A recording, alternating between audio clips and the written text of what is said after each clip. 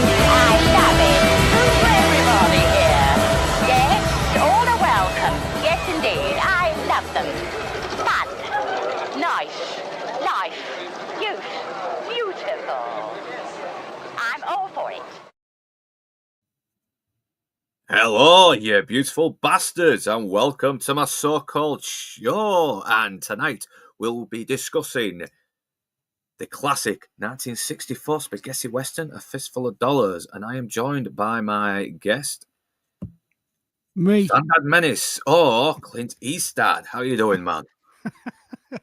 Hello, mate. How are you doing? I'm doing fine. And check out my new avatar, Potato. Oh, Potato Bandito. Ah. It's awful. Looks like a right bastard. Yeah, it does. Yeah, a Northern English bastard. Oh, I should change that to Mexican Mexico bastard. A Wild West bastard. Yeah, and God, I mean, this has got to be one of the more fucking genre-bending movies that have ever come out. I mean, because this really did start to really set a new trend for the Western. It really started all these tropes that would be used in conventional Westerns years later. Because it's been copied and parodied and brilliant stuff. Yeah, exactly. Because most Westerns were kind of becoming a little bit stale at that point, even though it was still going strong during the 60s. But Sergio Leone really took the Western and turned it on its head. I mean, he had this way he could really convey the mood and the atmosphere of these very harsh settings, and it didn't take for another few years before The Good, the Bad, and the Ugly came out before this kind of Western started to become a bit noticed. But yeah, and it's kind of crazy how it took a short little fat Italian guy who wasn't even in America to make these movies to become part of American culture in a way. Yeah, it's weird, isn't it? It wasn't like an Italian production, but it was shot in Spain to make it look like the Wild West. It was loads Italian, German, Spanish, mostly European. I think the term European Western seems to be a little bit more accurate, really, but spaghetti Western sounds fucking cooler. It does. Spaghetti Western because of the Italian vibe, wasn't it? But yeah, I think it paved the way for a very much more like abrasive, prickly, gritty, violent Wild West, as opposed to like you was it John Ford and all his ilk. Yeah. And I love those Westerns. John Wayne movies and Gary Cooper and all that sort of thing. Seem a little bit mild compared to the goings on in this style of Western, if you like. I cannot disagree because sometimes the world has a few things that was very conventional in American Westerns, and Sergio Leone was like, no, the villains are going to be fucking brutal bastards, horrible people. And the hero's not going to be clean cut. He's not going to be a full-on morally principled, altruistic guy. He's going to be a little bit self-serving. He's going to be a little bit more ruthless. He'll shoot people in the back if he has to. He's a killer. He's kind of a sociopath. He wasn't kind of going up against the corrupt sheriff or the land grabbing barons or whatever.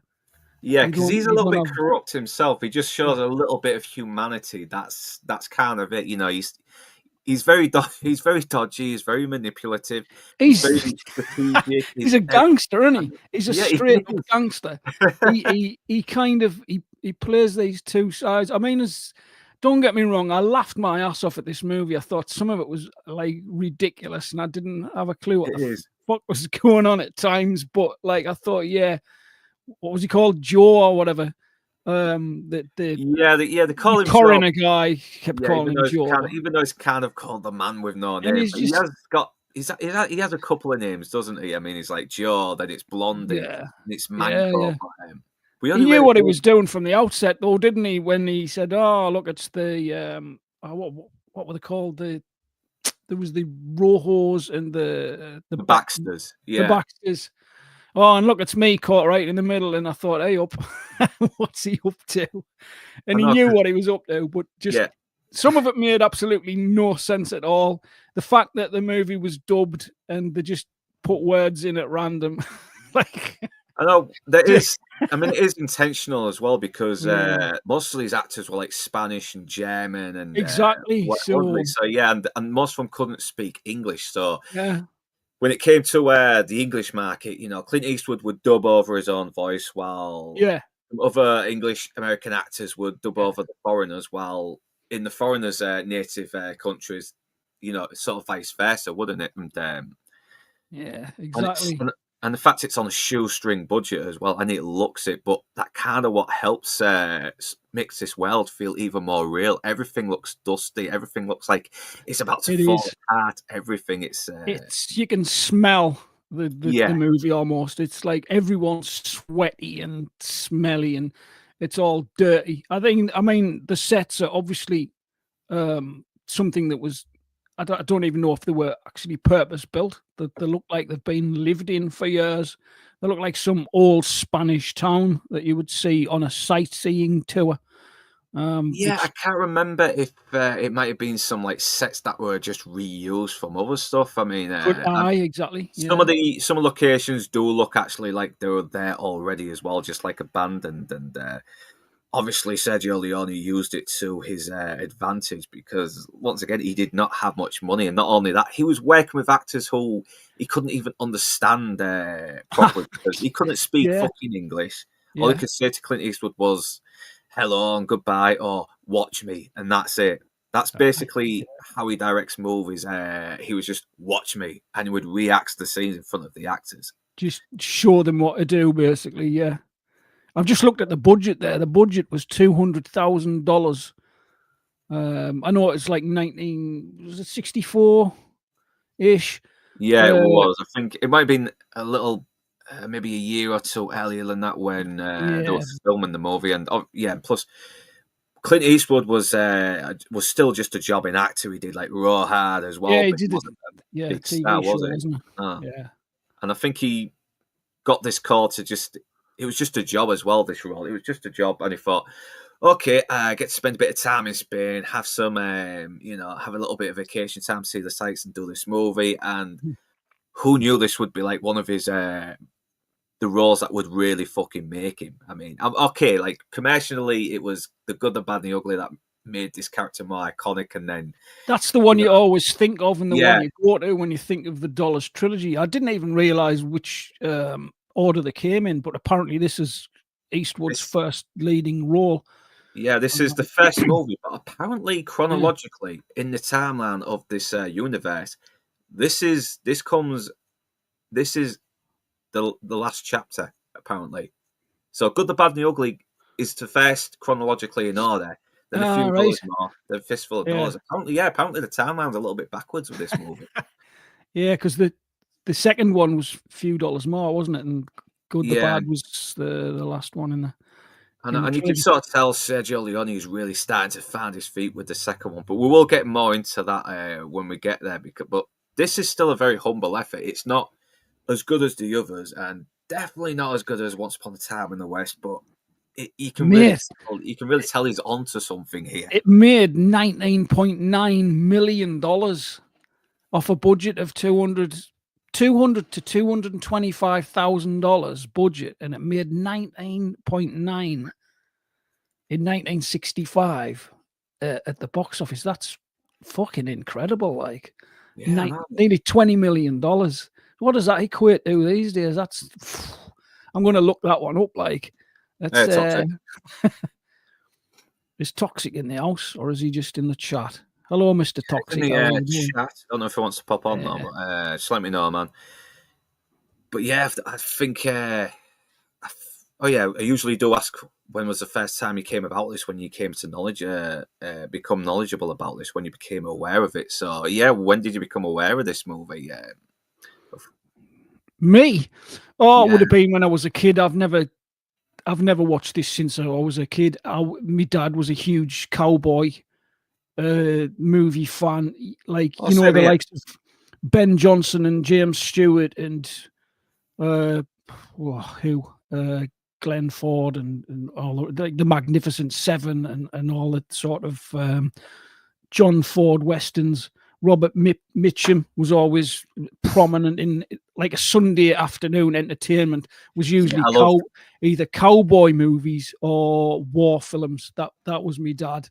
So that's like my granddad and my dad. Everything, all these old war films with Gregory Peck and that, and and obviously John Wayne as well, because John Wayne, because he spanned both genres, war and westerns. But, I don't think I've seen enough Jimmy Stewart ones, though. I think Jimmy Stewart was very underrated when it came to the West.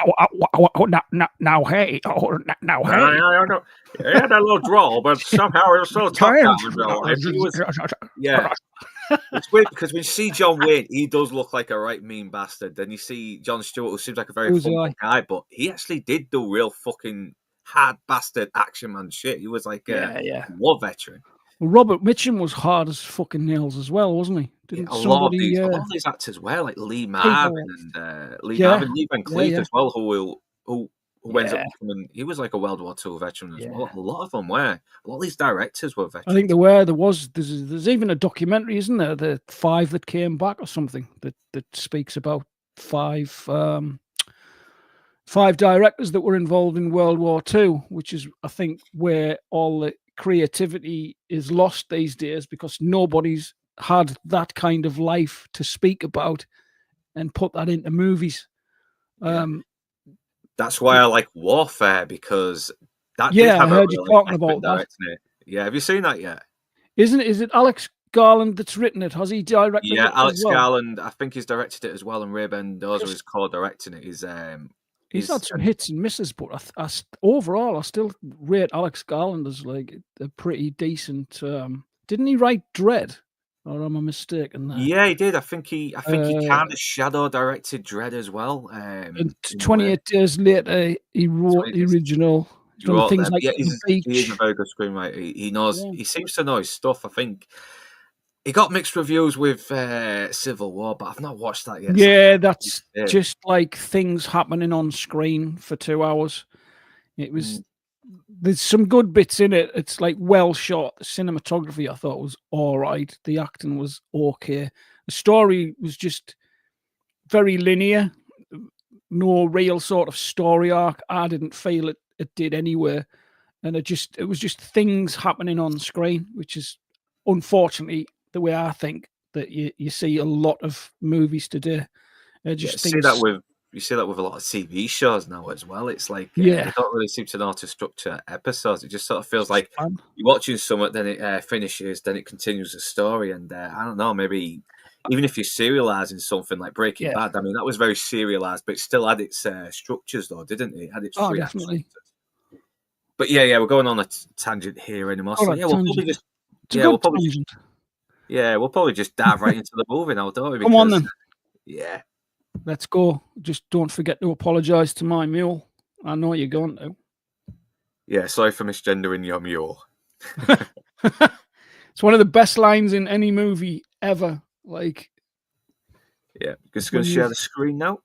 Come on then. Let's have a look. Have we got some slides? Slide in you, boy. Slide it in you. Here we go.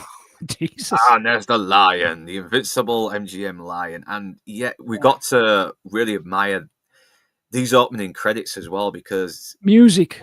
the music as well, because I don't think anyone had seen a Western like that. It kind of felt like Sergio Leone wanted to do his own sort of James Bond style opening title credits, but this time more of a Western. I mean, you got these very sort of like exaggerated sense of humor as well, where you got this really cool bandito style music and you see these animations where people are getting shot as well. You hear the gun sounds every time the names crop up in the credits. It sets the tone for this film as well. You're gonna watch something that's really fucking crazy, and you feel the violence from the outset, I think. I know. And it's almost like a rotoscope beginning, isn't it? The animation that they use, and like you say, the music's just inimitable. Yeah, it shows that it's going to be balls to the wall, this fucking movie. Yeah, and then there's the opening shot. Look at the state of that place. It looks. I know. Awful. I mean, there's nothing pretty about that. And it looks like it could be there in that time period as well. It really looks like it could look like that. 100%. Very, very similar to, well, I'm assuming the likes of Arizona and all the sort of Midwest, Wild West. Yeah, because I've seen a few mountainsides in Spain that look very similar to some I've seen in Mexico. At least I think, unless it is in Spain, but we'll see. Doesn't this take place kind of on the border of Mexico? It's sort of because it is. Because it kind of they mention that later, don't they? Especially during the end, and I like the fact that it's very isolated as well. You kind of like this place could be anywhere. It doesn't feel very specific, and I like that because it's just this fucking rundown little area with this little rundown town and this little home that's probably not too far away from it. As long as you ride a horse there, and you can see his horse isn't a typical Western horse as well. It's like a mule, isn't it? So it's very tiny. It's a very tiny one. It's not a pony, but it's very tiny. All the good old days when you could just go to a well and drink some clean water and not worry about fluoride and all that shit. But, or zombies. And once again, visually, sure don't tell. Yeah, we see this kid trying to sneak into this other house that's opposite him, and sadly it doesn't work out too well because then these guys start shooting at him, and it's like, what they're shooting at this fucking kid. What are you doing? It must have been very daunting for an audience as well to see this. Most westerns they would not allow that. They probably would be a bit weird. Got a point there, I don't think I remember as a child watching any sort of Gary Cooper or John Wayne movies where they were firing shots at a child to warn him off or whatever they were doing. I know, and they beat this poor guy up as well. His dad is, and this guy's he's a big fucker. I mean, he's in like nearly every Sergio Leone Western as well. He's this guy on screen. Yeah, there's a couple of them that's been in other ones. Chico. Yeah. Look at that face as well. You won't fuck with this guy. Look at it. Nah. He looks like a psycho. He looks like he would eat you for breakfast. And Eastwood doesn't fucking do anything. He's like he just goes back to drinking his water, and it's like, this is not John Wayne. This is not Gary Cooper or Jimmy Stewart. This is a much more morally ambiguous guy, and you're not sure whether he is a good guy or not. Well, maybe he's seen this kind of shit before and he knows how it goes down, so he's not going to just step across that line and start throwing letter people. It's like, he looks like a bandit, or I'll bide my time and I'll see what. That's it. Yes, so to me, it tells me that he's got some experience of wandering the wastelands, if you like. I know. Once again, we get a little bit of think sort of wondering what is happening. Okay, so the kid obviously was going to see this woman, and I think her name's Marianne Koch, Koch. I'm mispronouncing her name, but she's got a very striking look to her as well. She's got this and I don't think women back then had makeup that looked like this. This does look very Cleopatra 1960s like, doesn't it? Yeah. Very alluring. Yeah, and he's got that. He's doing that Clint Eastwood smile as well, and he's not saying anything. She's not hard to look at. She's cute. She's a good-looking woman. She has that very old school, mature woman look as well. Which Yeah. I like. And yeah, once again, he's going into this this town. It's and you know, bad things are not. You can tell this place is just full of bad things. It's got a very bad vibe, and he sees this guy on this horse with Adios Amigo. Yeah, what is that all about? Yeah. See you later, alligator. And once again, he's not said a fucking word. And you look at this guy; he's not typically dressed, dressed guy of that time. He's got bullet holes in his hat right here. I mean, look at that. Yeah, he has. Yeah, he's very threadbare.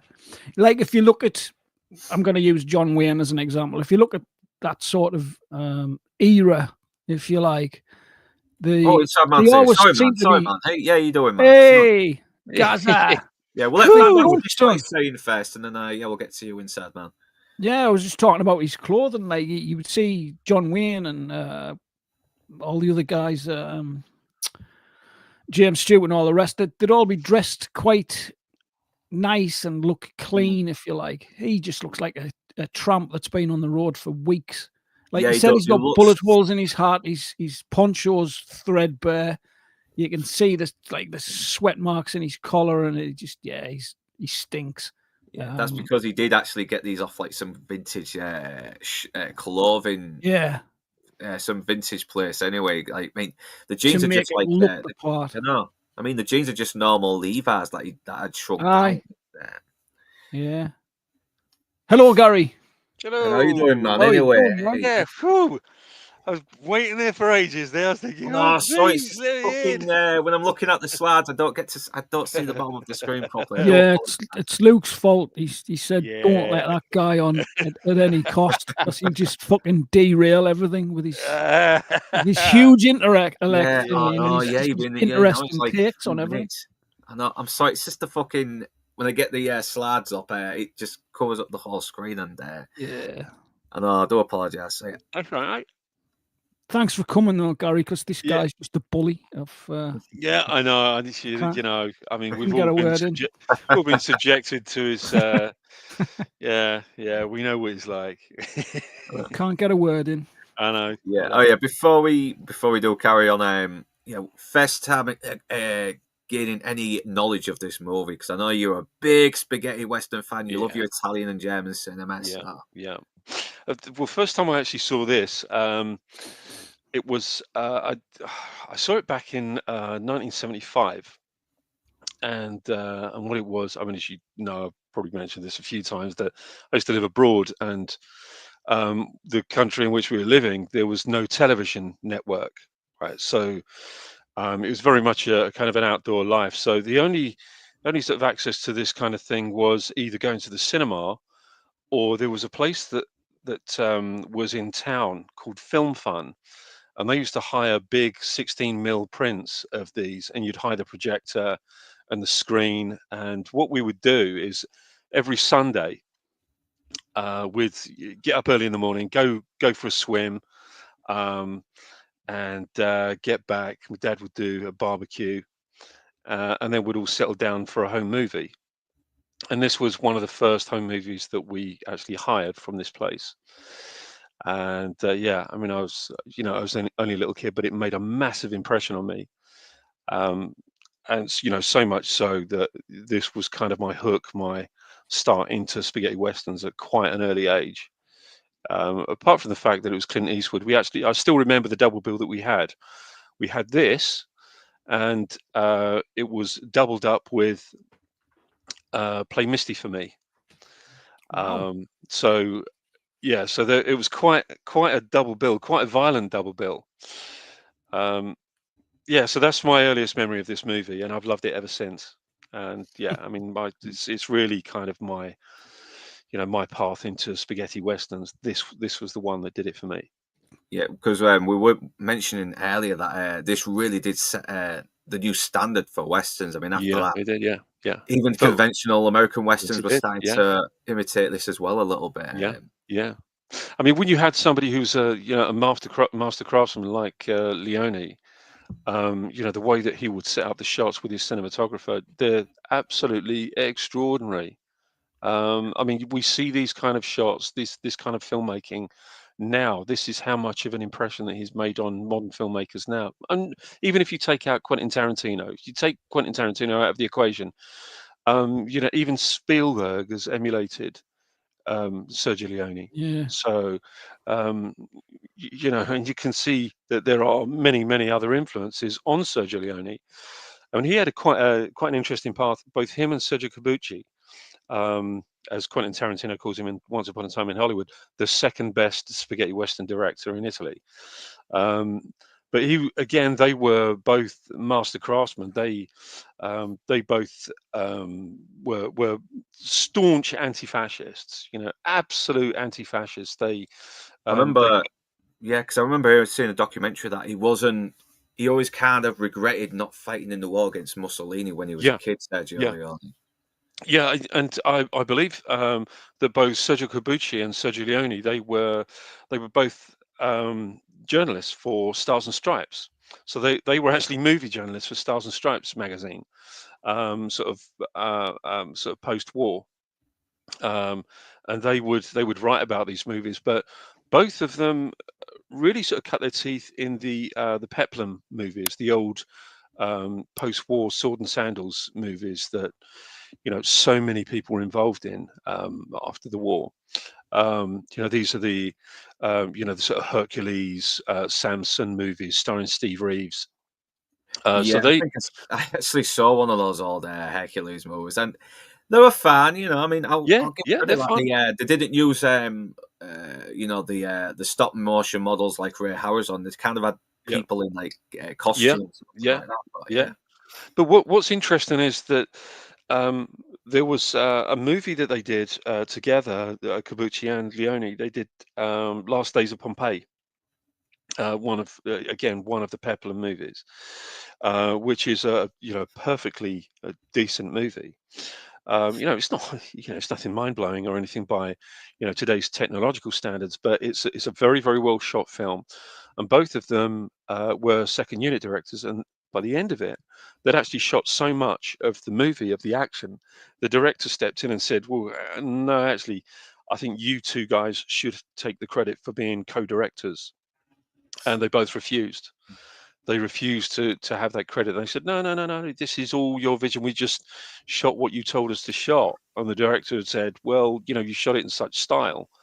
I think you deserve this credit. And they absolutely refused. And they said that they would fall out with him if he decided that he was going to push for them to be named as co-directors, credited as co-directors. So they weren't eventually, but they both carved out their own niche in this genre. This, I think everybody knows the tale of this. The fact that Sergio Leone ripped it off from Kurosawa's Yojimbo, and was subsequently there was a big lawsuit, wasn't there? Yeah. I remember reading about that. Yeah, it's unfortunate as well because it is basically a remake, but it's a different scenery. The character of Clint Eastwood is a lot different to the original character in Yojimbo. His character is a little bit more expressive and he is a little bit more talkative, while Eastwood's is a lot more stoic. Yeah. I think what's interesting about this and the whole Yojimbo story is that in subsequent releases on the movie posters. So whenever this was re-released back in Italy, they would have to have Yojimbo on the poster. And there are some very, very rare Italian posters that have Yojimbo and a fistful of dollars on there. So you'd have Yojimbo at the top, and then underneath in smaller letters you'd have a fistful of dollars, obviously in Italian. So that was part of the deal if ever there was going to be a re-release of the movie. But aesthetically, in terms of what you were saying, about the costume, about the landscape, and about the cleaner westerns that we've seen prior to this, all of the Hollywood westerns. I mean, they were stylized, to a degree, but they were, it was people like Leone and Corbucci that reinvented the dirty Western. And then after they had so much success with these spaghetti westerns, then of course Hollywood thought, hang on a minute, these are actually pretty good, and lots of people are going to see these movies, and they're very, very stylish, and they're directed really well. Why don't we try doing the same? So, they did the same with, as you mentioned on Tuesday, actually, Luke, with Two Mules for Sister Sarah. That was one of the American attempts at spaghetti western. Another one was Five Man Army, um, and and how they, it wasn't just the visual aesthetic, but it was also the sonic aesthetic as well. So they would always invariably hire Ennio Morricone to do the score. So Two Mules for Sister Sarah, it's a fantastic score. It's one of my all-time favorites, but it's evidently really, really trying to emulate everything that's gone before in the spaghetti westerns, and exactly the same with Five Man Army.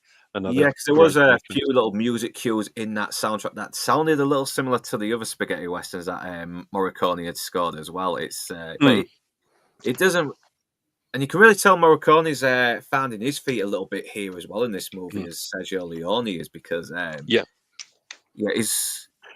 but somehow it's still very iconic. It's a lot more stripped down compared to his more epic scores, but this is still a very great effort, and it's very memorable. But what's quite interesting is that Morricone invented the Western sound. All subsequent Western soundtracks will borrow from Morricone. Oh yeah. And they might borrow very subtly, but they do borrow, some more significantly than others.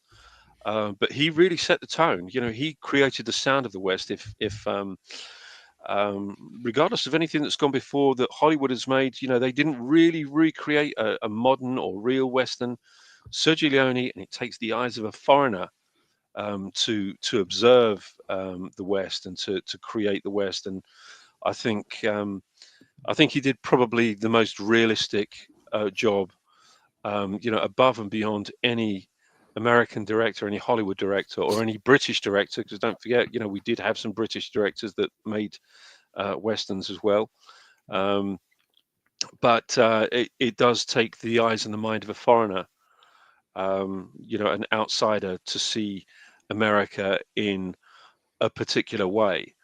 And this really was, I suppose, the one that really started the proper trend. There were some that went before, but this Yeah, but was the one. they were like very far imitations of the American Western, and Yeah, this is the one yeah, that really made spaghetti Western yeah. a truly unique thing. It really gave it a distinction out of everything else. Yeah. Do you think that?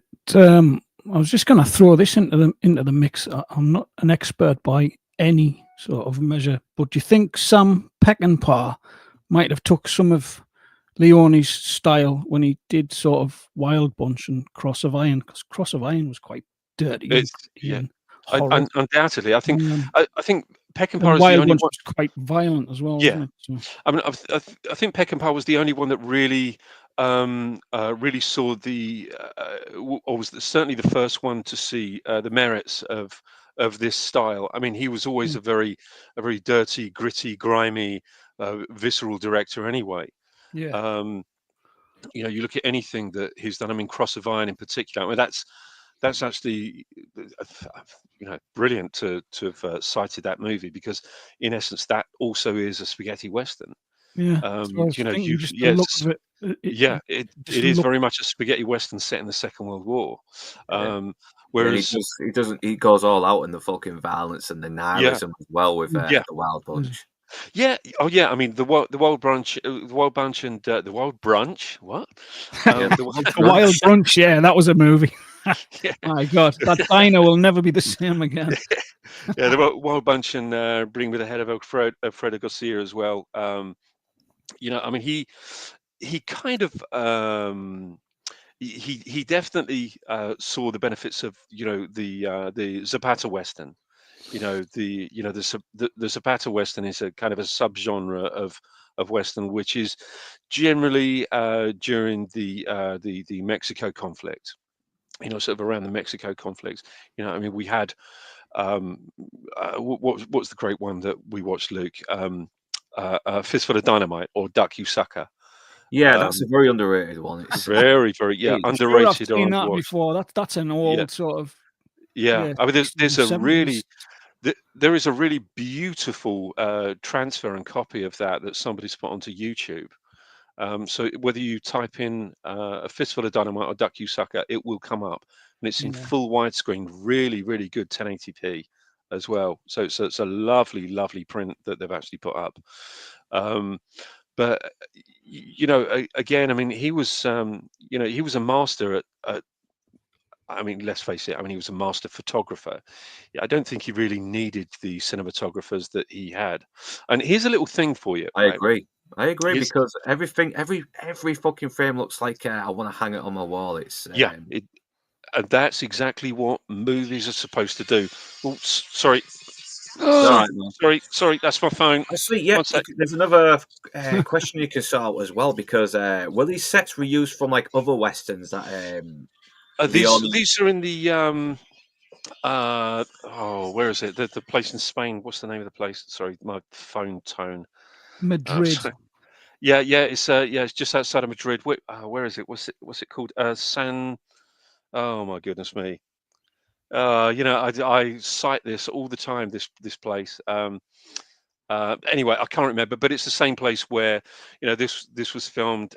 Good, the Bad, and the Ugly. A lot of Corbucci films. Django, I think, was also there. Um, so this was actually Spain, with, I believe, some stuff done at Cinecittà. Not a great deal, but with, I think, some stuff was done at Cinecittà. But here's a little thing for you, right? When you see these extreme zooms. So we see these zooms into the eyes, right? Which Yeah, is, it was like something that Yeah. happened by accident as well, it wasn't it? was, And then yeah, he suddenly realized, oh wait, I can create a mood with this. I can yeah. create some suspense. And how it really occurred was this. I mean, they were looking um, to cut down on setup time, right? Because obviously, one of the things that the Italians do really, really well, when they've done it really well across the genre, is that they have a very, very quick turnover. Um, so everyone knows their job. Everybody is really, really, on the ball. So what they had was, they would have, say, for example, Clint Eastwood standing there, and he'd say, right, okay, so wait there. What I'm going to do is I'm going to zoom into your eyes, and I'm going to get the next shot, so that I don't have to, re-rig the camera to do another camera setup. And he did like a close-on zoom onto his eyes, and they'd just carry on filming. So they had the camera rolling, and that was how it come about. So it was in order to save time and money on setup. And of course, as you say, Luke, it worked to their advantage. It just became, a cinematic trope, that's been emulated time and time and time again. It works incredibly well. Yeah, obviously by Tarantino as well, and Yeah, yeah, we've skipped through a little bit here already, and but one thing I like about Sergio Leone is he's piling a lot of information visually as well. Like yeah, you get this bell ringer, he's like he's the guy feeding Clint Eastwood all the information, saying, "Hey, you'll either get rich here or you'll be dead," and already things are not going well. I mean, yeah, we already saw the people closing the doors when he walks in, the guy on the horse with the Adios Amigo on his back. yeah, This is a place where a lot of bad happens, and you better be fucking ready for it. Otherwise, it's going to yeah, eat you alive. And these guys show no mercy as well, and they're supposed to be like the lawmen. yeah, yeah, The first thing they do is mock him as well. I mean, some of the dialogue is very. If this was another film, I would say this dialogue was very lame, but for some reason, it just works within the style of this movie where. yeah, He's like, hey, you could get a job as a scarecrow. No, I think the scarecrows are more liable to scare him. yeah, yeah, And once yeah, again, he doesn't take these guys out straight away. Like he doesn't take the guys out shooting at the kid. He's you're kind of wondering what kind of hero this guy is. Is he a hero? What kind of main character are we on this journey with at the moment? Because they shoot yeah, his horse. They pretty yeah, much make him out to be a fool, and this is where he meets the bartender as well, and this is where we get all the exposition on this town from this guy, and it's done in a very more natural way as well because he's telling him this as a warning. He's not just sprouting exposition. He's warning him that this is a horrible town. Get the fuck out of here. You're going to be dead. Right? People die here all the time. No one works here anymore unless it's for killing. And you got to respect Sergio Leone. He really does put you in that fucking nasty environment, that this nasty world that this movie brings to life. So yeah, you mentioned before about these sceneries. Yeah, so it was like, oh yeah, you already mentioned. So yeah, and you get the bell guy fucking saying, "You can't get rich like that. The only way you can succeed is in being killed." Yeah, and I like these two. These two do have some good chemistry as well. The bartender's an actual good guy as well, but for some reason he's just stuck in his place and he's unable to get out. So yeah, he makes a mean pan of goat stew, though, doesn't he? Yeah, I know. Yeah, get it down, you lad. Yeah, this actor as well, he really does sell it as well. You just feel sorry for this guy. You want this guy to get the fuck out of there. He's and I love this as well. Once again, you get more exposition. That's this dialogue is so great as well. Like the guy who makes the coffins, he can just look at you. He can just look at a dead body without measuring and know that it's going to fit. He's an expert in his field. People up, yeah. That's because he's been doing this job for so long, and so many people are getting killed. It's just become an instinct to him. And he's played by yeah. Oh, so what were you going to say, mate? Sizing everyone up before they've been shot. Yeah. He's probably looking at everyone and sized them up already because getting all the coffins ready in advance. I love that. There's this dark sense of humour to it that I can't help but love. And he's in a lot of other spaghetti westerns as well, isn't he? He's the train guy in A Few Dollars More with the mouth that just goes inside his face when he goes.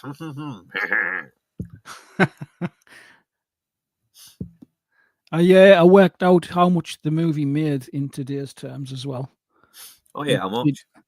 It did 19 million at the box office in 1965, and that equates to 192,195,000 and a bit loose change. So that's blue collars here, man. Fucking time zones, god damn it.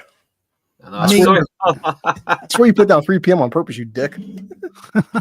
Yeah, so hey, John Siegel, Dad, thanks for joining us, man. And these movies are fucking great. So yeah. Before we jump right in, when's the first time you came by this movie, Blue Collar? When was you first?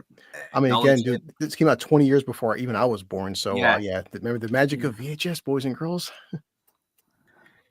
Yeah, it's a crusty old movie, but man, it's a crusty old movie that knows how to make that just knows how to tell a story in a very unconventional way. I just came back. Also, it's the 20th anniversary, so they ran out of I went to 2 different malls. The popcorn tins are sold out. But I got the Vader popcorn or the Vader drink bucket, which is the 20th anniversary. So cool. Is that for episode 3? Yeah, it's running over here as well. 20 years ago, Anakin killed a bunch of kids. You bastard. Yeah, Jesus, it's horrible. Yeah. That is like one of the most disturbing scenes in any Star Wars movie. Have you just been to see it, Chris? Yeah, well, I mean, first time since it came out, but my son, because he's 17, he never seen it in theaters. And I admit to this day, guys, and we'll talk about this even with this film special effects and Inside Man knows it working in industry, that the opening 20 minutes of episode 3, it's obviously digital, but boy, it looks like it was filmed 5 minutes ago. Like they cared about special effects back then. That opening scene's like something else, though, isn't it? That space fight or whatever you want to call it. But the most disturbing part of that movie for me, like, obviously you've just watched it, but when Anakin sets his lightsaber away inside the sort of the kid's room, and that little kid flinches. I don't know if you noticed it, but it is so like heart-wrenching. You hear the saber set away, and the little kid sort of jumps to the side, and it's like, fucking hell, that's brutal. Well, it's funny, Luke, like, mention this film again, like, and people said this about men, different generations. So I'm looking at Clint Eastwood. He's like in this film 15 years younger than me, and looks like he could be my dad. Yeah. Men back then were built different, boys. Yeah. Oh yeah. Jesus Christ. Yeah, they were going on 35. That's the thing, is that I mean they were built differently. They Yeah. were, you know, this is you know, a generation of real men. You know what I mean? I say, I look at this guy. I can't believe I'm that much older. Like him in this movie could be my dad. I'm like, holy shit. That's the thing is as well, because he never smoked as well. I mean, he's not he's not even a smoker, but you'd think he smoked a lot. I mean, he's allergic to horses as well, but fucking hell, there he is riding horses and smoking this like fake cigar and looking cool while doing it. He's kind of like the ultimate how to look fucking cool smoking. Yeah, goddamn right. Yep. Yeah. But I do like how this is where he starts to find out a little bit more about the Rojos and that some money can be made on these two. And already he's hatching a plan. This guy is very quick. He's already seen what happened with the kid and the bandits that shot at him, and he's gone into this town, so he knows an opportunity is to be made here. He does not talk about, especially when money is made. Poor fan daddy kicked him out, man. Yeah. And I don't. What's fun that out? Yeah, he's just right connection. Oh, come on! Oh, Help! Sorry about that. Did I? No, I didn't. No, it was me. I went to click on comments and I clicked log in for some reason. I've done it before. What a dick! Kick me out for fuck's sake.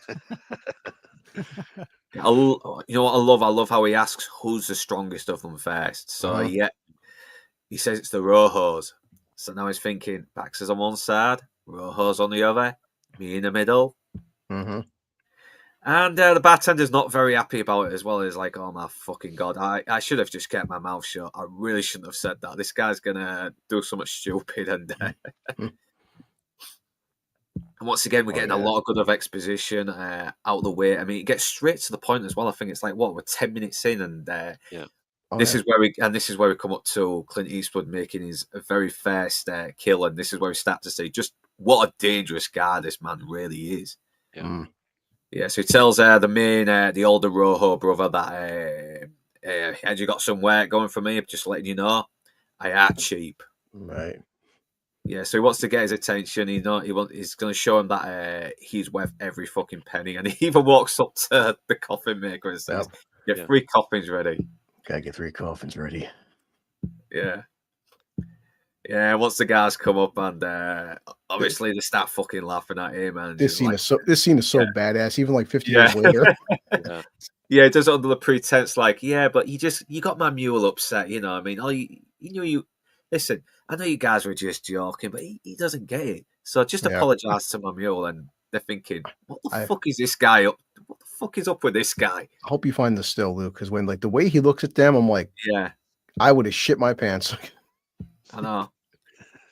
Because he zooms in on his face too. He's just like, look, they're all like right there, right there. Yeah, that face is so good.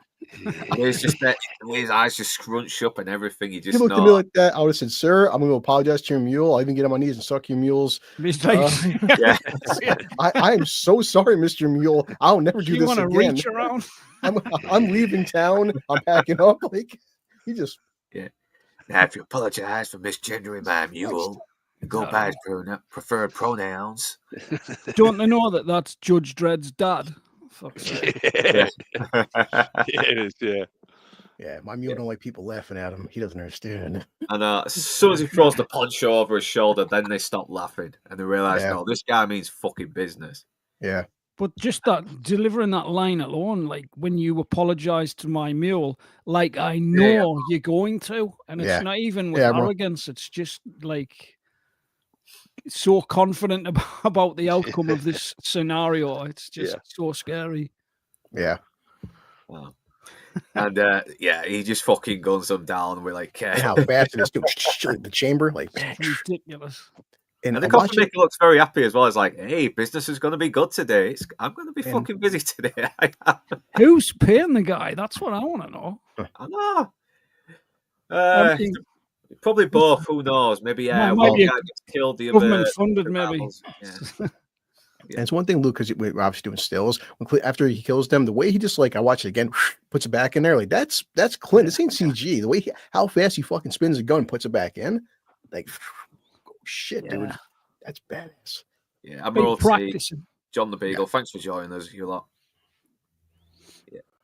And plus, this is where we meet the main Baxter, and he's kind of a fucking incompetent coward, really, isn't he? I mean, he gets all fucking uppity at him. He's like, "Hey, I'm gonna see you hang for this," and then he's like, "Who the fuck are you?" Points the gun at him, and it's like, "Oh no, don't shoot, don't shoot!" He just pulls out his fucking badge, saying, "I'm the sheriff." Yeah, you think I give a shit?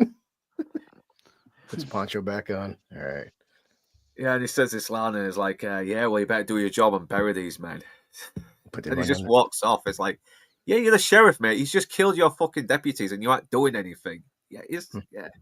And this is another trope with Sergio Leone. He loves to sort of like mock authority figures a little bit as well, or jobs worthy people, like the hotel clerk in A Few Dollars More. He just makes them out to be wimpy little fucking incompetent or corrupt, whatever. Oh, you look too. He walks back. My mistake. Yeah. Pour coffee's ready. It's some small, subtle lines of dialogue. It's one sentence. Exactly, and it's like something they set the benchmark for, like guys like Arnold Schwarzenegger in the 80s. I mean, it is, yeah, because he's got the coffins ready already. He's probably sized every single person up and had them built and had them lying around for a good while. So that's how good he is. Gets to use them finally. Oh, look at Clint. And I love the actors that he picks here as well. I mean, even if it doesn't matter if you don't know their faces. I mean, if you don't know their names, they have very interesting faces. Every single one of them. Yeah, it's like he only picked these actors just because they looked great in the shots. They had the face had a very distinctive look. That that told stories just by looking at them. Like this guy here, this actor's name is Antonio Prieto, and like the guy looks like, man, you think that's makeup? No, that guy looks like he's like 102, but just his neck and his facial, just said whole hard living, man. Yeah, living out in the sun for so long, drinking tequila, whatever. It's and obviously he's paying his money as well, and but he's saying, "We might not have a job for you just yet." So he's drinking some brandy like a real man. Just block his shit. But this is the beauty of Sergio Leone, though. I mean, as well as Sergio Corbucci and others, they were great at world building. You know, and everything. Yes, she is Admiral. Yeah. The aesthetic of the the faces of the characters, these great character actors, their individual looks. I mean, he made sure that everybody had a very distinctive look. So, we could never mistake one character for another. The world has a very distinctive look, whether it's really dirty and sweaty and grimy, or very muddy and really shitty. He had just an amazing eye for world building. I mean, this is one of the reasons that I love the Italian directors so much. These two. But what's amazing is that I think Leone only ever directed 9 movies. I mean, he has other credits for Second Unit. I think it's only 9 movies he directed. Yeah, he can binge his entire fucking catalogue. Yeah. And as Inside Man said, like we're only 18 minutes into this film, and I know more about this world than some films are like an hour and a half. There's nothing convoluted, and nothing convoluted about these stories whatsoever. I mean, there might be times where certain scenes are dragged out, but they're dragged out for a purpose, and there is meaning and purpose to them. But as you say, 18 minutes into this movie, you know everything you need to know. You have all of your setups. Every setup is there. Yeah, I like this build up to Ramon as well. I mean, he's a guy who he seems to be very deadly with a gun, and we've not met him yet. I mean, this is us getting to know the Rojos a little bit as well. And then for a shock twist, fucking Chico pops in. So yeah, I'm just curious why they have like a random suit of knight armor just lying around a saloon. No, he probably did purchase it off someone, maybe stole it off someone, and he just uses it as target practice. It's target practice. That's the setup for later, though, isn't it? And it's a great setup as well. It's so subtle, though. You don't even realize that it's actually going to play a major part in the latter stages of the movie. Very smart. And the plot thickens as well with this woman and Chico, and we start to know there's something off about her being there as well. Already, I mean, it's. But he's not a fool as well, because after the door closes, he goes outside to listen into the Rojos just to see if they are plotting anything because and you've this seen actor it all. that's what I look at. This guy Esteban Rojo, the guy on the right. I mean, this guy's just like this is like pre-Trump. This guy's got a natural orange glow to him. Holy shit. I mean, damn. He's obviously the youngest and probably the more unhinged of the Ramones as well. Like the older brother here is a little bit more cautious in a way, while Ramon actually is the one who has more of the brains and he has more of a leader kind of quality to him. Yeah, I think the guy plays Esteban to the right. I'm pretty sure right in this scene he's like 18 years old. Like, it's probably just a teenager. He got the day off school to come and play some bad guy. And already he's thinking, you know what? I know you're not happy about us having to pay a shitload of money for this guy, and it's a lot more than we pay. But if you want, I can always just kill this guy, take him out like Old Yellow, and the older one's like, no. If you I can't tell. Sorry. So I couldn't tell if Ragman Teague is right because he said it's a spray tan. Really? Oh shit! Probably a lot of them did as well to make him look a little bit more Hispanic. Spray tan. We never get as much on the First Order and the Star Wars prequels as well as we know the Baxters and Raws, and just I agree. It's like because he's just putting all this information in there visually as well, and if he has to do it through dialogue, he has to make sure it sounds like something that they would say as well, especially in that world. So David Wilson, all right, man, how you doing? Glad to see you on there, man. But going along those like just to go along those lines of saying like we know more about this in 18 minutes than we do in like modern storytelling's fucking dog shit. I'm sorry. It is. It's very rare we get very good storytelling these days. We do. It's a rare thing to see anything along the lines of this or anything right up to sort of early 2000s. People have forgotten the art of storytelling, but we don't have people with any sort of life experience anywhere near what we've had in the past, especially from movie makers in the 50s, 60s, and 70s where they've been to fucking war. They've seen people killed in front of their own eyes. And that's going to help you tell stories. Absolutely right. And now people are just stuck to a fucking screen, scrolling or whatever. It's all kind of, very pseudo-social issues, pretend social issues and everything. Whereas, these are the people exactly as you say. I mean, I couldn't have said it better myself, but I mean, this guy came out of a war where his country was occupied by the Nazis. I mean, obviously ruled by the fascists. First of all, ruled by a royal family who weren't particularly nice.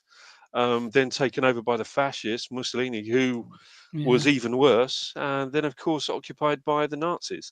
So this is a guy who's lived in a country where he knows exactly what oppression is, which is why so many of these directors were so anti-fascist and anti-authoritarian, because they know how much authority corrupts people. And they've got something to say as well. And they've got something to say. They've got something to say that people want to listen to. Yeah. I mean, literally these filmmakers. This is precisely why these filmmakers were so popular. Why so many people went to go to see these movies at the theaters in Italy. Forget about the rest of the world, but in Italy, their domestic market was so important to them. And the reason that so many people went to see these movies, whether they are, escapism from, like the Peplum movies or the Poliziotteschi movies or the Giallo movies or the spaghetti western or the macaroni combat movies, all of these subgenre of movies were so popular because they spoke for the people. Yeah, they spoke for the population of Italy, and they went through a terrible political period, even post-war after the fascists. So, you had the Gli anni di piombo, which is the years of lead from the mid-60s right up until the late 80s, where you had political factions that were literally kidnapping and terrorizing the population. So you had the far left and the far right that were bombing and shooting people and kidnapping judges and police officers and lawyers and tourists, and they even kidnapped the prime minister in the mid-70s. Aldo Moro kidnapped him, held him hostage, and murdered him. So, this is they've had a terrible period. But if you look at Italian filmmaking, you go through all of Italy's filmmaking history. It's the history of their country. It's the history of the turmoil that the Italians have had to endure from the beginning of filmmaking, from the early silent era, all the way through to the late 80s. Yeah, because I think there's some of his anti-war things that's related in a few dollars more as well, isn't there? I mean, because you can really tell he's probably using a lot of what he's learned from World War II and put it into this whole Mexican Revolution. But obviously, moving on from back to the film now, he overhears him saying that is what they were planning to do to him, so he's not happy. So he thinks, I'm going to go back to the bartender guy because he's the only guy who's actually been decent to me. He's actually been very honest with me, and he lets him know as well. He lets the younger Rojo brother know that, listen, I don't think I take kindly to you people at the moment, and plus your brother said he didn't need me. And this is where this Mexican army comes in as well, and I just love this line. He's like, he's wondering what's in that stagecoach, and the bartender's like, well, you can have a look, and if they shoot at you, it's probably gold. Do you know, it's funny. I'm looking at these screenshots that you've got, right? And I'm just going to say something that Chris has said on so many different streams that we've had, that he's done the screenshots for, like the slides for, and that is, boy, you must have been spoiled for choice, with these screenshots, because there are so many amazing scenes and sequences and shots in this.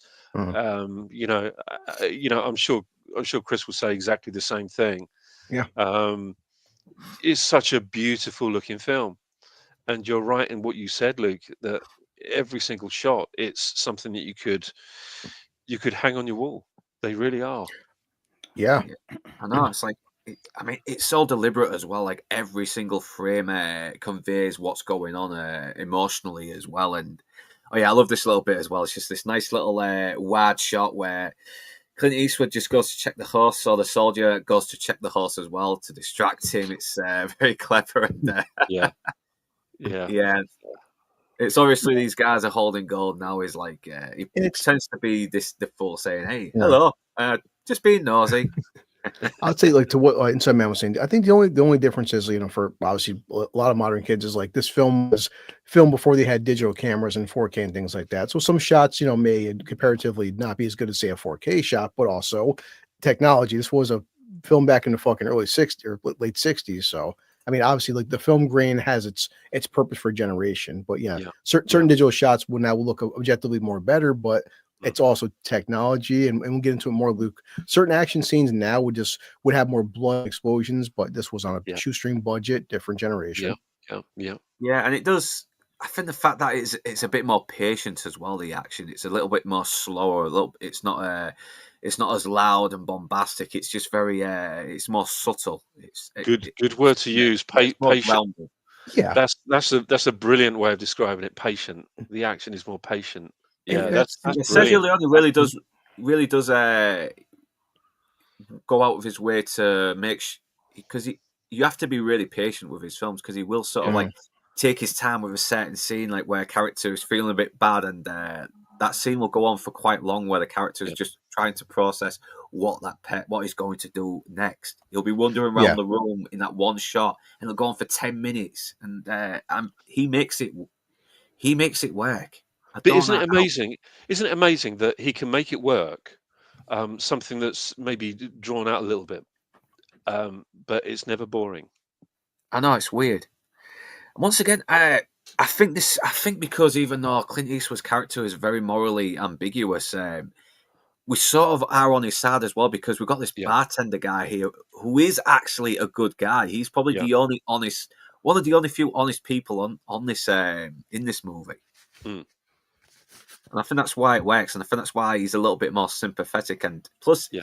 you've seen these guys a lot worse than Eastwood's character here as well. Yeah. And I think it's also, the nature of his character that you have to be a bad guy in order to rid the world of badder guys. Yeah, it's kind of one of those things. I mean, it's dangerous guys that take down the worst people. Mm. It's always been that way. World War II, I think I heard someone say, "My days in the army, it was the psychos that got shit done," which is a Yeah. very unfortunate truth, but I believe it. I Yeah. know. Yeah. And yeah, he's wondering why you just sitting there awake. I don't like it when you sat there awake because I know you're starting to think. I know you're fucking planning something. And obviously, Eastwood's talking about the gold as well, and who is that woman? And he tells him, yeah, it's Marisol, and Ramon is very in love with her. The only problem right there is like Clint Eastwood's character. He's like laying down with that blanket. Aren't they like? I forgot what's the city setting again? Because it's like the Midwest, but it's pretty fucking hot out there. Yeah, it's supposed to be like set between America and Mexico, isn't it? Somewhere around the border. Yeah, it's not exactly wintertime outside, boys. It's like 110 outside. He's wearing a blanket. Like, wait. Oh yeah, man. It gets cold in the desert at night. Yeah, but it's I can understand, but this is the middle of daytime, though. It's like 106. I am not gonna lie. I mean, I'm sweating when I watch this. I'm sweating watching shit. Exactly. I know. It gets cold in the desert at 2 in the afternoon. Sorry. Yeah, exactly. Obviously, he goes to spy and check on what's happening with the gold, and it looks like they're doing a deal with these other soldiers, but then it turns out to be a fucking ambush as well because Ramon just starts gunning these people down, and it goes on for quite a while. He's just like, does not one of them thinks, oh, maybe I should shoot the guy with a fucking Gatling gun. And that's the only difference, as we said, like modern technology. They didn't have like CGI and blood squibs and big explosions. So it may seem watered down for a generation of like my son's age or my grandkids' age, but we appreciate the fact that this was the 60s. We're going to have bodies exploding, limbs flying off. It was for the time, but it's still the same. You're conveying the same message. Yeah. And I've just remembered the name of the place where they shot this. It's a place called Almeria. Okay. Almeria. And, it's Almeria, and you can visit there. Okay, so if you're on holiday in Spain, you can visit Almeria, and the majority of these sets still exist. They all still exist. There's still a lot of the stuff because obviously when they came in to do things like The Good, the Bad, and the Ugly, there were additional sets and add-ons that were built. So the majority of these sets are still there from all of these three movies from the Dollars trilogy and many, many others. Yeah. And it does say, to your credit, like I said, so Almeria, Spain, looking up that the average temperature is about 63 to 70. It's constantly warm and bright throughout the year. The coldest it can get is 31, which I'm in New York, where it's like I wake up some days and it's like negative 20. So when I hear 31, that's like summer for me. But all right. Yeah, and obviously this is not as violent as most films are these days, but it's more of the nature that makes it more unsettling. The fact that he's just gunning these people down and pretty gruesome, and take the light in it. Yep. Yeah. And it also shows that he's very clever as well. He's very good at framing people. He's very good at manipulating the situation when he needs to. Not to mention too, again, different generations. I mean, my dad's generation would have had like mostly black and white westerns with just like cap guns. So for these guys, seeing a Gatling gun for them is pretty extreme. Like my mother, like people nowadays, like my sister's 23. She's seen the first Exorcist. She left her ass off. Mom was in the 70s. She grew up going to Catholic schools. The Exorcist, she didn't sleep for like 3 weeks because it was her generation. It's like, so it's how every generation changes with our violence and our tendencies. Yeah. And of course, in the 70s, when The Exorcist came out, there was that whole kind of a satanic panic that went on. And again, the Italians, they, as always, they capitalized on that. And people like Umberto Lenzi, these kind of directors, they also sort of made these kind of movies as well. The sort of satanic movies. So. They were great at emulating any kind of trend or fad. So they were the ultimate exploitation movie makers. Yeah. Hey, Outcast. Hey, Lance. How you doing, man? Yeah, can we sit? Let's mention this actor as well. Gian Maria Volonte, if I'm pronouncing his name right. This is a very good, famous spaghetti western actor as well, and really, this guy really knows how to put in a big performance. And I think he was like a real big stage actor, and eventually fell out with Sergio Leone because Sergio just kept tiring him out, trying to make his performance bigger and bigger, and he just do it. But he fucking sells it though. I totally buy this guy as a psychopath. He's and he looks like he's really getting into this role, and he would really 10 it up to 11 in a few dollars more when he played Indio. So yeah, moving on, he's like gunning these guys down, and we already get the idea of who this guy is as well. I mean, he's leaving no stone unturned. I mean, he's seen one guy try to get away, unsuccessful, and this is where they both meet properly. So yeah, and he's like, so how was your little journey then? And it was tiring, and I totally did not slaughter any soldiers and steal their gold, but I'm a peaceful man now. I'm not going to do any violence. And he's he's fucking lying. This guy's got a plan. He's got something hatched up as well, playing the peacemaker. So he's obviously and he shows as well that this is a guy in charge. He's the one who's the leader of everyone. He's the one who's in charge, and his older brother is the one that takes charge when he's away.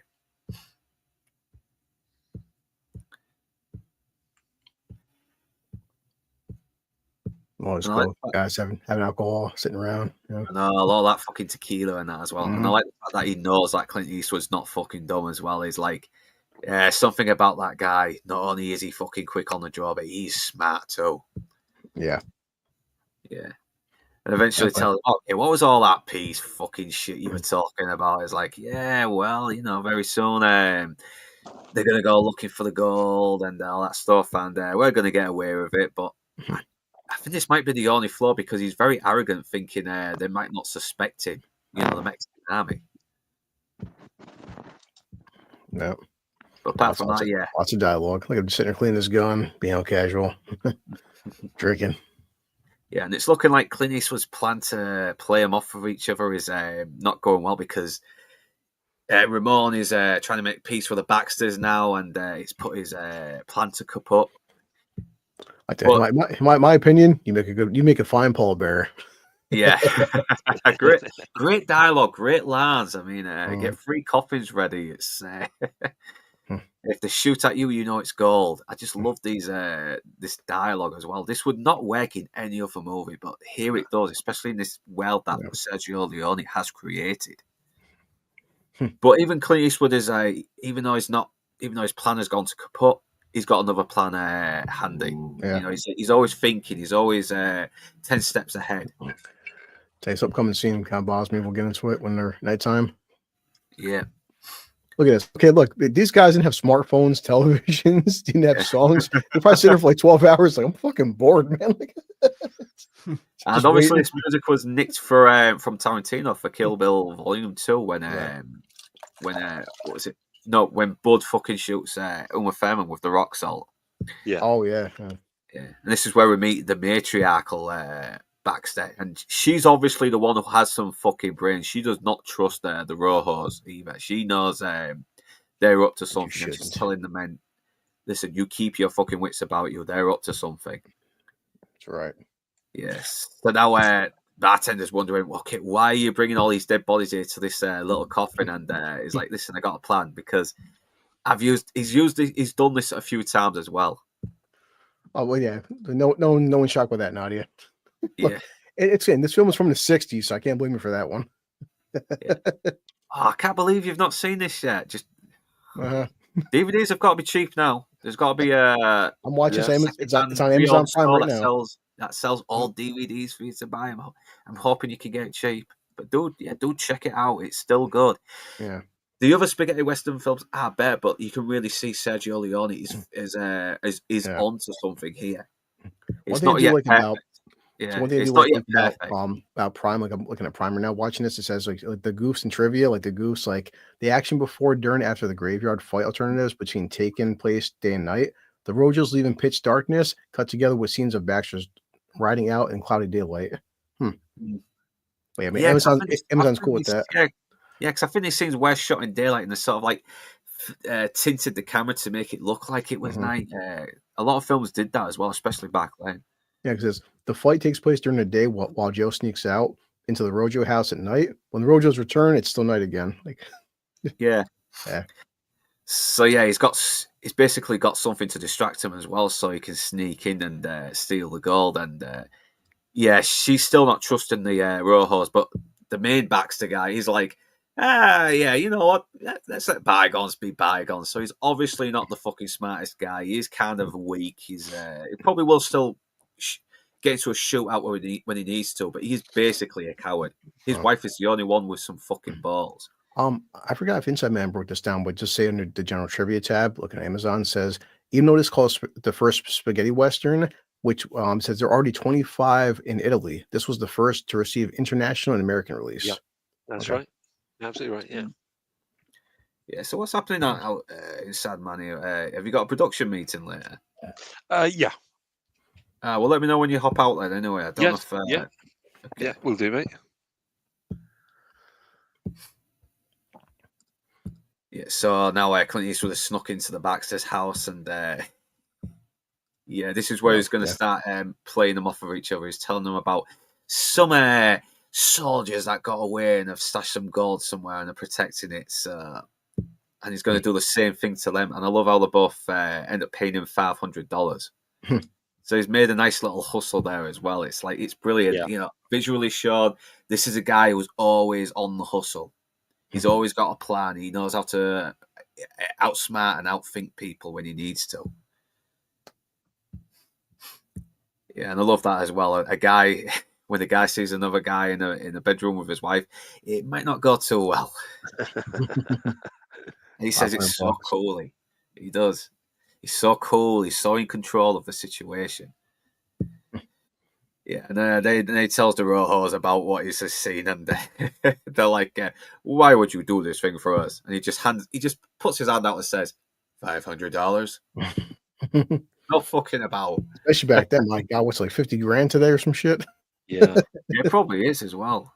Yeah, $1,000 is a fucking shit tons as well back then. So head out to the spot, everyone. Right, you guys, what's the time frame? Like, does it say like the actual like Yeah, it's not saying right here, but yeah, I'm curious now. Yeah. I'll try to look it up. Try to find something.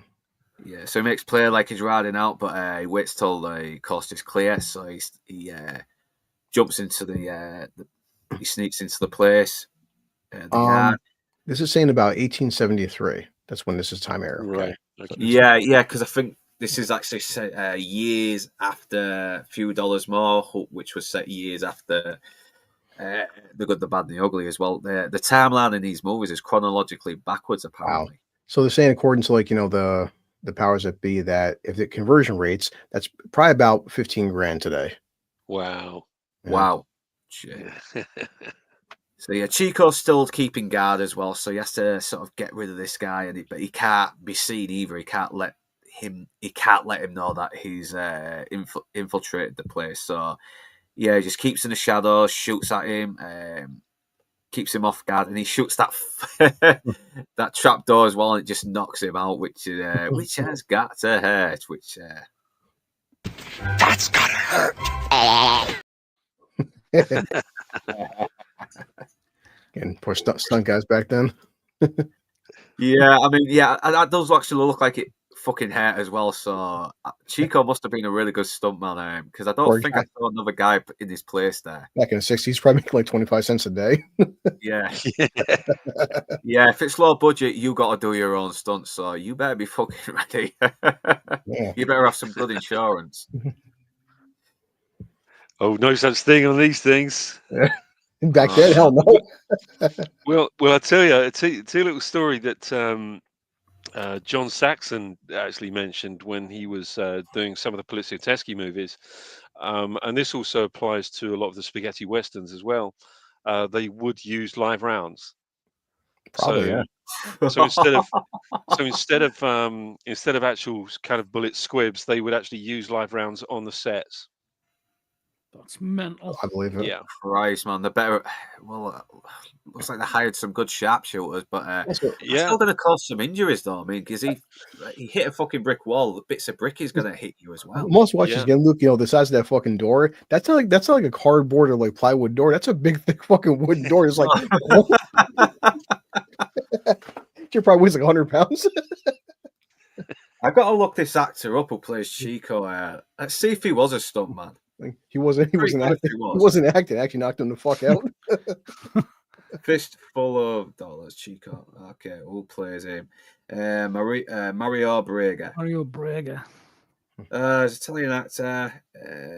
Doesn't say anything about him having being a stuntman or having something related in that way. But yeah, looks like he fucking hell. But he handled it like a pro. He carried on for another few more of Sergio Leone's movies, especially in the Dollars trilogies. Yeah. Before he passed away from his injuries.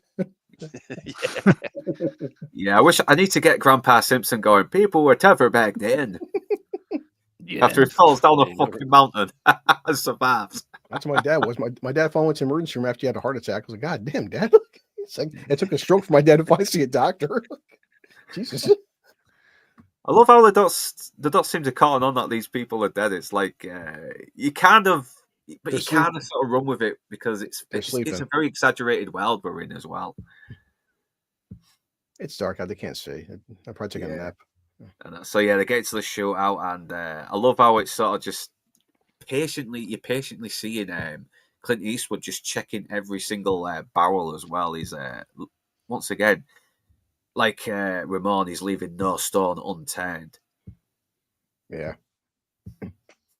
I don't know, like the Inside Man said, to her credit, man, like this great shootout, and like how much was this? This was live rounds.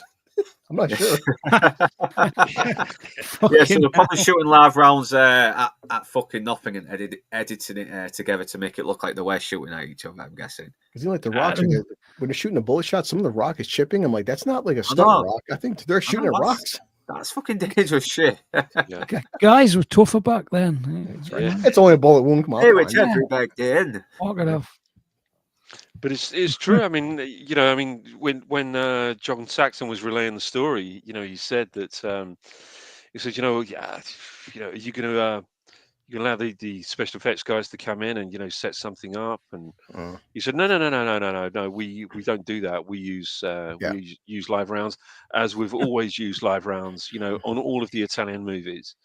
Yeah. And he said, what? He said, this gunshot is going to be like a foot away from my head. He said, where's the marksman going to be? Where's the shooter going to be? He said, he's going to be about 100 yards back there. He's going, what? So the guy's 100 yards away, sort of off camera, shooting, about 12 inches to the left of John Saxon's head. So, I mean, these guys were absolute sharpshooters, that they used to have on these sets. Incredible. Absolutely incredible. A different thing too. I'm sure you guys probably heard about the infamous when the first it's so famous in the history that Thomas Jane for the first Punisher, Kevin Nash, he thought he had a stunt knife. He actually stabbed Kevin Nash in the fucking chest. Kevin Nash is like, well, let's just go with it. Like that's actually him being stabbed by fucking Tom Jane. And he kept filming. And Kevin Nash, well, he's like 7'2", but like that's a real knife on accident. So he's really injured. Like, holy shit, bro. He must have missed a vital organ then, because definitely, I know, because I think I ever heard some people say they've been stabbed and saying they don't realize they've been stabbed until they saw the blood. It's like you kind of like just being punched with a cold needle. Pain tolerance, adrenaline, acting. I mean, obviously WWE, like the whole Mick Foley, Cactus Jack, and I mean Mick Foley. Those are real thumbtacks, boys and girls. This is real barbed wire. Like, Mick Foley. Yeah, man, it's why he's to this day he's fucked up. But that dude, this is live. There's no stunt doubles. Yeah, Mick Foley was a fucking nutcase. He really did. Man. He really loved to put on a show. He really did. Wait, like he actually had his ear cut off. That wasn't a fake though. His ear was cut off during a live show. Like that really fucking happened. Like, I think he lost teeth as well.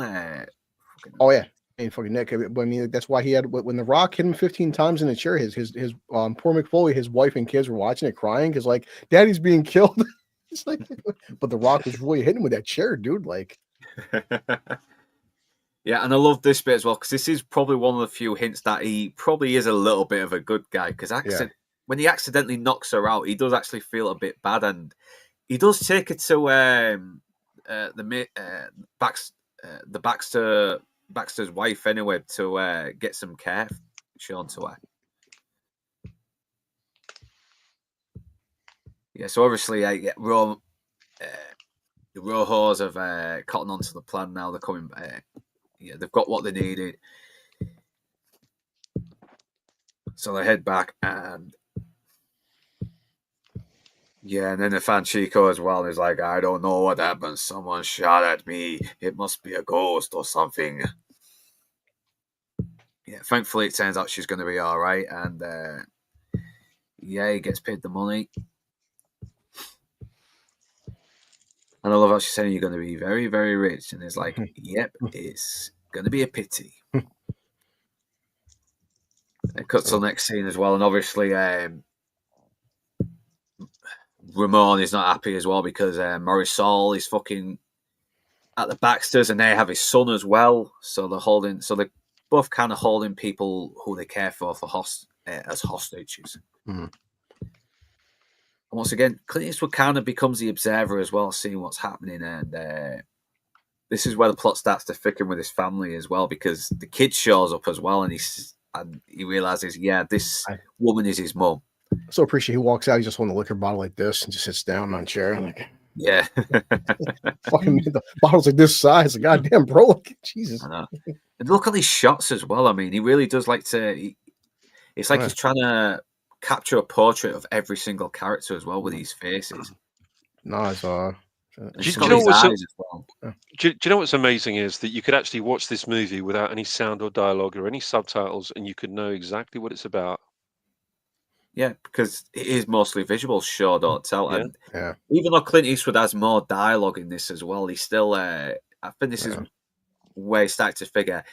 Yeah, this is a guy that needs less dialogue, and every movie he was doing, he was saying, "Okay, this little line of dialogue you're giving me, right? Shorten it down by just this one sentence, and that's all you need." Yeah. And that's something and that's just something a lot of script writers and filmmakers don't seem to realize anymore. They feel the need they have to monologue you to fucking death so you get the point. But Sergio Leone was smart. He knew people came to the conclusion straight away. I think he knew that the audience was intelligent, and that's not what we get now. They think we're fucking idiots, and they just every time they do anything, they tell us what they're doing. Yes, it's more detail too, like that one actress in How They Live. I love the fact this actress, the zoom in, that those are her natural blue eyes. You know, sometimes I get the context kind of take me out of it when they're too blue and too green. It's kind of I think that's another why he might have cast her as well, because she had those eyes as well that would look great on the camera. So so he's, because it's like he said, anyone who had a very interesting face he would pick as well to be on there, because it's what makes these shots of the talking heads, these close-ups, so worth it. Yeah, and right there too, it's like I always say, watch and listen, talk to you guys with headphones on. The whole it's right now, wah, wah, wah, wah, wah, and they play just like the musical. Imagine being in a theater hearing this, man. So, I'm so impressed by audio, especially rewatch episode 3, man. Order 66. Oh, you felt that? Oh man, just the oh god, I actually fucking remember skipping school and sneaking into the watch it as well, and I was like, I only watched it because I wanted to see him become Darth Vader, and then I get this fucking ending where people are just getting fucking slaughtered. It's 66. I'm like, damn, man. Yeah. I was saying, like, with these westerns had it. Every genre has a certain, like, musical vibe to them, and just something about hearing it, just you know something's about to happen too. Yeah, and you feel sorry for this little kid as well. There's like, mama. His name is Jesus. Yeah, Jesus as well. Yeah. Why wouldn't hey, it be? Zeus, what am I, motherfucking Puerto Rican? He said, hey, Zeus. Don't fuck with me, I shove a Latin bolt up your ass. Zeus. Clint was still taking shots too, just like chugging it. Like, dude, at this point, just fucking grab the bottle, man. If you're gonna keep taking many shots. And it kind of shows as well, like, does he feel bad for these people? Is he looking at them in apathy? Because it is showing little hints of this, that he's not maybe totally apathetic to what's happening. And once again, he's not saying anything. And this is probably one of the more emotional moments in the movie as well, when she tries to cradle her son one last time before she gets sent off to this fucking horrible guy who's basically holding her hostage. I got to zoom in, so she's like holding her son. Yeah. Once again, I love these close-ups on these faces. I mean, look at definitely, the expressions on them as well, the pure malice, the bloodthirst in these people's eyes as well. I mean, these actors really knew how to sell the evil. That can't be a spray tan. Come on, because this guy's covered in sweat, man. It's the spray would have been coming off his face. That's natural. It's gonna wash his That's natural. That's natural, hard living, son. Yeah. Oh, and we mentioned this earlier as well. This was a film that's not afraid to make these villains fucking downright evil and petulant. And dude, I just heard this slap. Yeah, no, she's like she slaps him for getting so fucking kidnapped. She's like, "I'm back with your mom," and she's like, "Hey, you deserve that for getting kidnapped." Yeah, idiot. Yeah, I love the actress who plays Baxter's wife as well. She's fucking good. She's got some strength to her, and there's no girl bossing as well. She has this very sort of organic presence to her. She's the matriarch, isn't she? Yeah. Yeah. She's the one she's the one who's got more fucking balls than the entire Baxter clans. Yeah. I didn't know. So this on Amazon. It says I didn't know this movie is a remake of the Yojimbo. Yeah, it is. Yeah. Good film as well. It is very good. It's I'll try and touch on it one day. I need to watch it. Rewatch it again though. What was quite interesting about this was when Clint Eastwood did this, I think he agreed on a fairly low sum for this, fairly low wage packet on this, and so he's gone back to the States, and of course he heard nothing about it. It wasn't, as far as he was concerned, it was just due for release in Italy, and it wasn't going to be distributed. There was no worldwide distribution deal apparently that was done. So, and I think it was about 2, possibly even 3 years later, you know, he had people coming up to him saying, "Man, I really love that movie that you're in." So, yeah, what movie is that? You know, that Fistful of Dollars movie. And he was like, "Well, I can't remember it. I don't know. I don't think I was in that." And it wasn't until he went past the theater and saw the poster and he thought, "I think I know what that movie is." And he went to see it and he thought, "Wow, this really is a pretty good movie." And of course, he had no idea that it was going to get US distribution.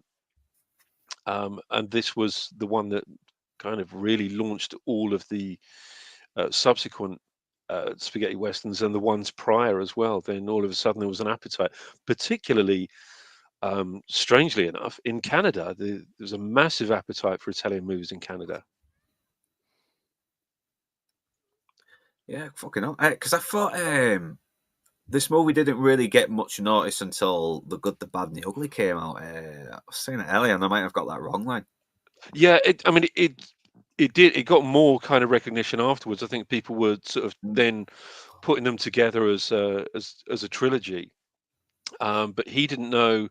I watched this interview with him, and he said that he had no idea about this movie. He just did it, left it, and you know, as far as he was concerned, it was very much a disposable movie. You know, he thought it was just a run-of-the-mill kind of Western stuff. You know, because he'd already been playing Rowdy Yates in was it Gunsmoke or something, or I can't remember what it was, but he was because he was still just a jobbing actor, wasn't he? Yeah, he had a little role in Rawhide, and I said Rawhide, not Rawhide, yeah.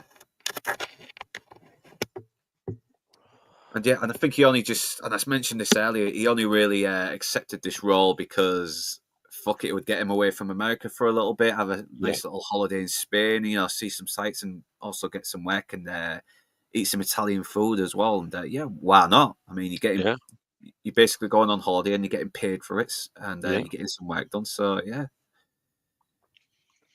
And I think, you know, when you look at his filmography, I mean, the films that he's going to be remembered for, let's face it, you know, we have to be completely honest. It's going to be the Dollars trilogy and the Dirty Harry movies.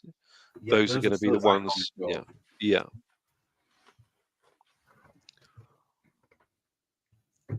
But because this was back in the day when you know, I think it was harder for smaller films to market themselves because there was no internet, was there? I mean, it was purely word of mouth.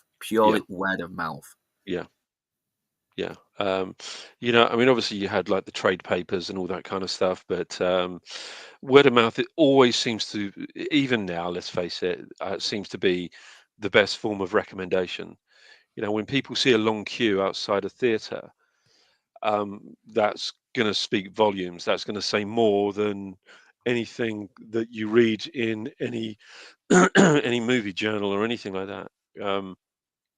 But yeah, I just, you know, just looking at this cinematography, um, it's incredible. It's incredible cinematography. You know, shot by Delicious, shot by isn't it? shot. It really is. I mean, was It's it like, Massimo Dillamano? I think was the DP on this. Well, I think did. yeah, it was, yeah. Uh, I don't think he did The Good, the Bad, and the Ugly, but I think he did for a few dollars more, I think, or it could be the other way round. Let's have a look. Hey. No, he did Yeah, one so of this the guy- other. Yeah, so this guy is like he's about to whip them as well, and I just love how the bartender just fucking stands up for him as well. It's like, and this thing could go real ugly as well because he's pretty much asking to get killed here as well. He knows these guys are psychos, but it's like, you know what? No, I can't let you fucking do this. I can't let you harm this kid and this guy, and it's. But Clint Eastwood obviously just he pretty much calms everything down as well. He tells them, listen, get with Ramon, he's waiting for you, and you get that kid back home where he belongs. He's just resolved a situation without any fucking bloodshed whatsoever. And it does kind of get the Ramones on his side a little bit more as well. He kind of gains their confidence from the way he's just handled things.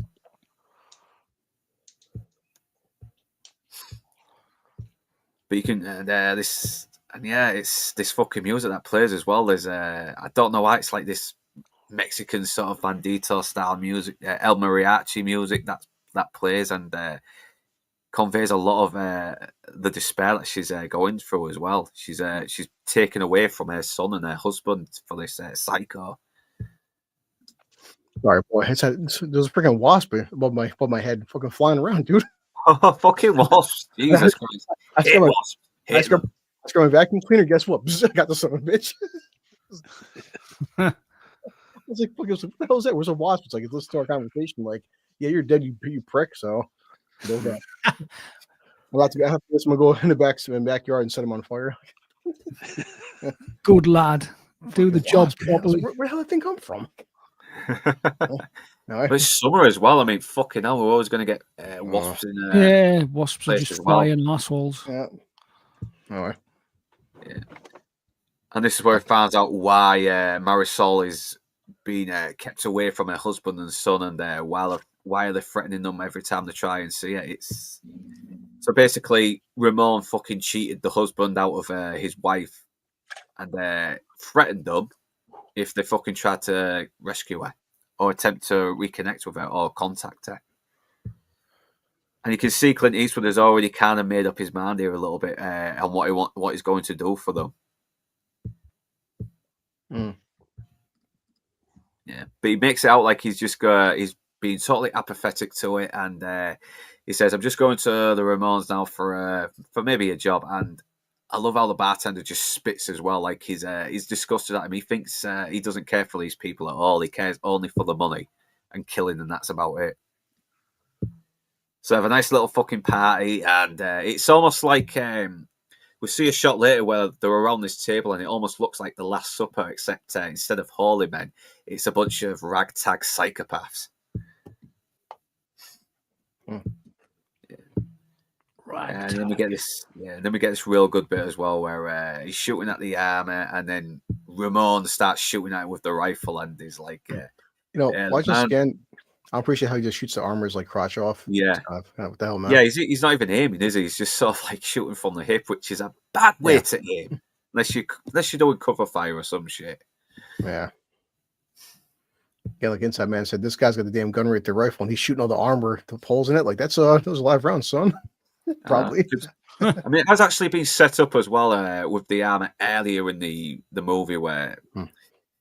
And this time you actually see it pay off. You see that this guy really is fucking good with a rifle. He knows what he's doing, and he relies on the rifle more than the pistol, because when a guy with a pistol goes up with a guy with a rifle, A 45. Yeah.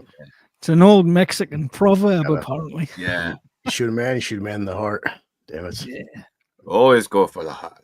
He has this great voice as well, and I think it was his real voice being dubbed here, but he didn't understand English, so he had to sort of like redub his lines phonetically. Yeah. Yeah. Dennis kisses her too right there. Shit. Yeah, and I love the look on Clint's face. Let's go back on Salad. Yeah, he's got a fucking plan already. That is a man who's got a fucking plan, and he's thought it up really quick, and he knows what he needs to do. He knows how he's going to do it. So yeah, he plays the part where he's just going to get fucking blind drunk and pass out, blah, blah, blah. And yeah. That's part of the movie, man. Shit. Yeah. You lightweight. Yeah. And yeah, fooled you. He fucking jumps out of the window and he rides all the way to Marisol's place. And obviously he's protecting his son as well, because he thinks they're going down there for probably for a quick shag. I don't know, like fucking pimping her out or some shit. He weighs over a ton. Yeah. Man, you're pretty Why big was guy, she man. in that house? I couldn't understand why they kind of took her 7 miles out of town to put her in that house. General trivia. Clint Eastwood's trademark squint was caused by a combination of the sun and high wattage arc lamps on the set. Okay. Yeah, but it's worked. It's sort of like giving that group weary, jaded look as well, of a guy that's just been in the fucking wild way too long. Yeah, so he's got the look of a drifter there, because you can really tell. I mean, the clothes he wears. I mean, how battered his fucking sheepskin vest is, and how worn in his clothing, everything. Yeah, this is a guy that lives rough, and he just goes from town to town, and will live in the fucking forest when he needs to. He guns these people down. He's like just fucking quick as a whip. Of course, they hear the shots, so he knows he has to act fast. So yeah, he starts lighting the place on fire as well to cover up his tracks. And yeah, she's like, "Look out!" And he just throws this machete at this guy. Fucking hell! And I'm pretty sure that got cut out originally as well, because even for its time, it's very violent, despite the sort of like luminous red blood they got painted on it. Was it a live machete? Yeah, probably. Yeah, probably a live machete, and he just pulled it out because people were tougher back then. Yeah. Just walk it off, son. Walk it off, son. He's knocking all stuff down too, and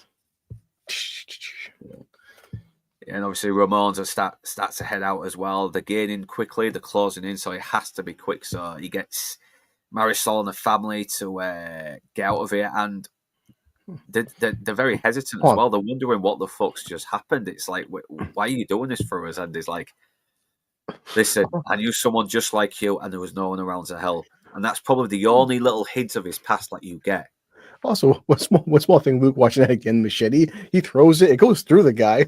God damn, it's sticking on his back. It's like a sword. It's like, God damn, son. That's a man's strength back then. I could take a machete through a man. Holy shit. Yeah, and it's probably one of the reasons why it gets a 15 certificate on the DVDs here. I don't know, it just looks very PG to me, this violence. It's violent, but it's not gratuitous. But for 1967 violence, yeah.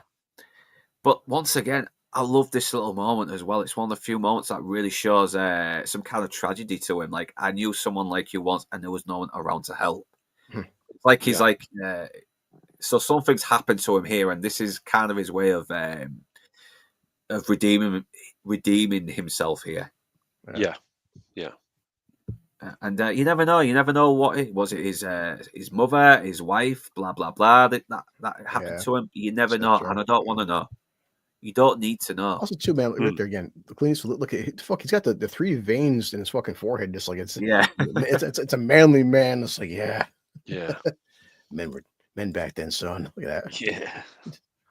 And the funny part is Clint's not like, traditionally, he's not like, Arnold. He's not friggin' like, Chris Hemsworth. He's not a big fucking muscular dude, but just, he's got that like smaller average size, like just fucking toughness, sinewy build to him, man. Yeah, he's very wiry, isn't he? I Like, he think looks like- it's kind of like a swimmer's body in a way, because like no bullshit. It's like, I mean, objectively, obviously, The Rock is twice his size, but like, if you look at Clint Eastwood in this film versus The Rock, my money's on Clint Eastwood in terms of a fight. Absolutely, absolutely. Guys like that were just built different, even though he's not huge, man. It seems like this guy can knock you the fuck out in one hit.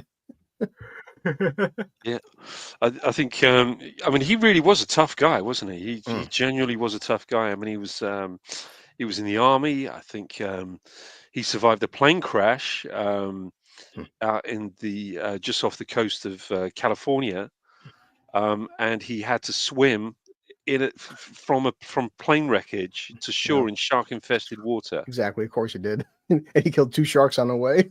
You know what I mean? It's just like, Jesus Christ. This is because I think for something like 6 days, he was declared dead. He was like lost at sea or lost in this plane crash. But him and a colleague, they managed to get out of the plane wreck, and they swam right the way across, into San Francisco Bay. Yeah. In shark-infested water. He pissed in the water. Sharks like, fuck that, we're out. Yeah, that's Clint Eastwood puss. Exactly. Yeah. Don't go near this guy. Yeah, he should have been in fucking Jaws. Yeah, but that wouldn't have been a point, because the poor shark would like, I'm turning around. Yeah, I wouldn't stand a chance. Yeah, exactly. He should have played the shark. He should have played Jaws. Yeah, if that fucking shark ate him, he'd probably spit him out for being too tough. See him break off his teeth on him. Yeah, it's like, oh, shit. Yeah, of course, he manages to get the family away, and he manages to head back before everyone else reaches the house. But fucking hell, he's been caught. He's been caught red-handed because apparently, something happened that caused Ramon to come back, and the jig is up. They know he's fucking playing now. They know he's responsible for getting Marisol. Right there, look, dude, he's covered in fucking sweat. It's nighttime. That's how hot that goddamn climate is. Yeah. Hey, cold my ass. And once again, this is very brutal for 1964 because they're just battering the living shit out of him. I mean, he's really fucked up here as well. And we've seen him be this tough guy who can handle himself, but he is very vulnerable. This is the most vulnerable we see him, and they're all laughing as well. They're laughing at the suffering he's going through. He's so bored from killing everybody, he's just toying with him for fun. Yeah. Give me that delusion that they actually stand a chance against him. Once again, Sergio Leone, he does not hold back in showing just how nasty and ruthless these people are. What makes it weird is Esteban's laughing the entire time. Yeah, he's like... It's pre-Joker. Yeah, I love a good cackling villain. I know there's something about a villain just cackling. And right here, man. He puts out the fucking cigar in his hand. This is it's not makeup, boys. It was a live cigar. Yeah, and I remember when I first watched this on TV, they cut that bit out, especially throwing the tequila on his wounds. It's like, oh, you want to drink? No, it's too early to drink. Just mocking him. They're just rubbing it in. That's right here. Clint's acting, but it's like they're all like, damn, we actually put a fuck cigar in Clint Eastwood's hand, and just brushed it off, no problem. Yeah, they probably did put a fucking real one on. Yeah. It's funny when I was a kid, when I used to watch all these movies. So I'd already seen this movie and many, many others. And one of my dad's friends came over to visit, who was a man of dubious character. Let's just say he was. Look, he paused it 2 frames back. Real quick. He was this guy was a mercenary. Used to be a mercenary, and a very, very famous mercenary. And I won't mention who he is. Right there.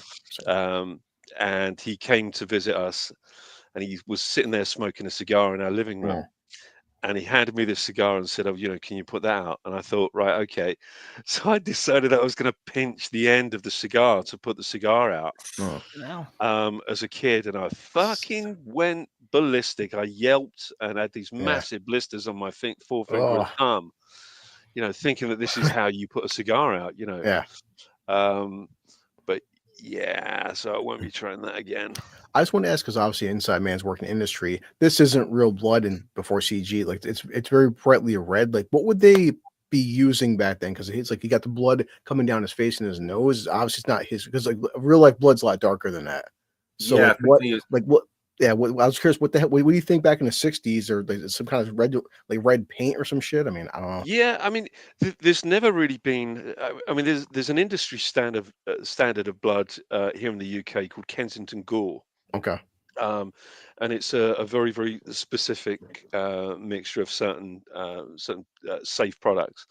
But so many different filmmakers, makeup artists use something that they just cobble together themselves. okay, It's for this. I mean, it really could have been absolutely anything. gotcha. Um, probably some form of syrup and food coloring. Yeah, because I always hear about that nowadays, where they say like the biggest thing for '80s and '90s was like corn syrup. Obviously, everyone knows Yeah, Exorcist was infamously pea soup was Exorcist. But yeah, yeah, yeah, and yeah, but it varies. It varies on Mm, whatever the makeup artist wants to use and what the aesthetic is yeah, for the movie. And there are different types of blood that sort of can coagulate, blood that can run, yeah, um, blood that doesn't bead, like when you put it on the skin. Because some fake bloods, they can, if you apply it to the yeah. skin, it can separate into little droplets and just sort of it just looks like little kind of Yeah. spots or beads. And plus, and Um, obviously, too, this being on a shoestring 1960s budget versus nowadays, we got a lot more better special effects and time has passed by where it looks like somebody actually got stabbed or they're bleeding.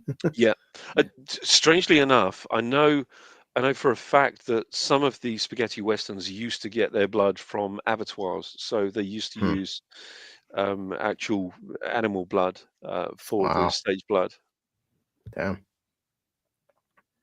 yeah, because I think I don't know if it's actually very useful because it can go brown for a while, and you need to keep the blood Yeah. looking red, don't you? Especially for Yeah, continuity. yeah. With apparently cow's blood stays very, very red. Huh. Mm. So that's I know it's Hmm. unpleasant, Yeah. but cow's blood does stay quite red. Yeah, it's got to stink a little bit as well, though, because it's like Yeah, 'cause it's pretty much tissue, isn't it, from a living animal? So yeah, something's got yeah. to happen here. But I do love this. Does make me laugh. It's like, yes, tell me where she is, and you'll be up. You'll be okay in a week. It's like, well, tend to your Hmm. wounds, and you'll be okay within a week. Which is like, no, he wouldn't. He'd be fucked up for a good while. Yeah. Yeah. Who knows what sort of trauma his body's fucking been Well, had especially coming effect up, man. on. His poor hand. Holy fuck. Yeah, I know. It's like what? Because they have fucked him up. They've really busted him up, and his Yeah. But yeah, and but even back then, imagine a time where you had the main character, the hero, struggling, adversity, not being invincible, taking damage. Like right there, right there. That's great shot, man. He is fucked up, man. Yeah. Yeah, so obviously they'll leave him for a bit as well because if they keep beating him up, they're just going to kill him, and they need him alive, don't they? So, Yeah. but once again, even though he's got the living shit kicked out of him, he still has a plan. He's still looking for a way to take advantage of the situation in order to survive because that's what he is. He's a survivor. He adapts. This poor scene. Ah. Yeah, no, even back then, I mean, Oh, this is pause right there. Sorry. Yeah, so it says right here. I'm looking at Amazon. It says goofs continuity. When the large barrel rolls down the ramp, it's on two large rails. Right afterwards, Joe crawls down the ramp and you see no rails. Mm. yeah. Fucking Like yeah, movies. it's a fun Yeah. yeah, it's a fun thing. Obviously, '60s, but it's just like it's a you forgive it because the time frame. Like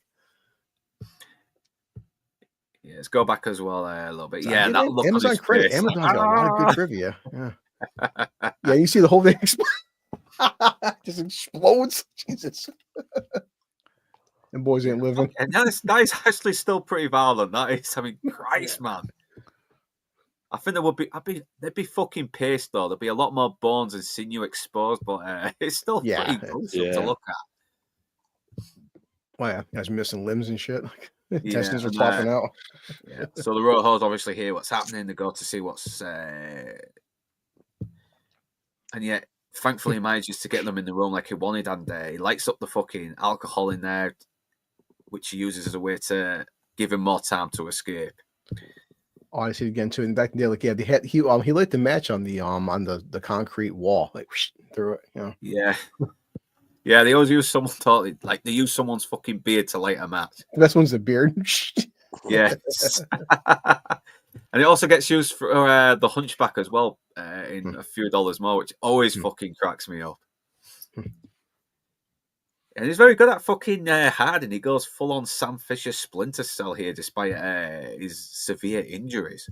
It's the Splinter Cell. Yeah. Splinter Cell. Oh, they're making a remake of that, Luke. I'm kind of sad. Yeah, it's gonna be fucking terrible. Michael Ironside, man, love my head. That guy, Michael Ironside's got a presence. Even his voice acting's got a fucking presence, man. Like Sam Fisher without Michael Ironside, I can't take it seriously if they don't bring him back, man. I know.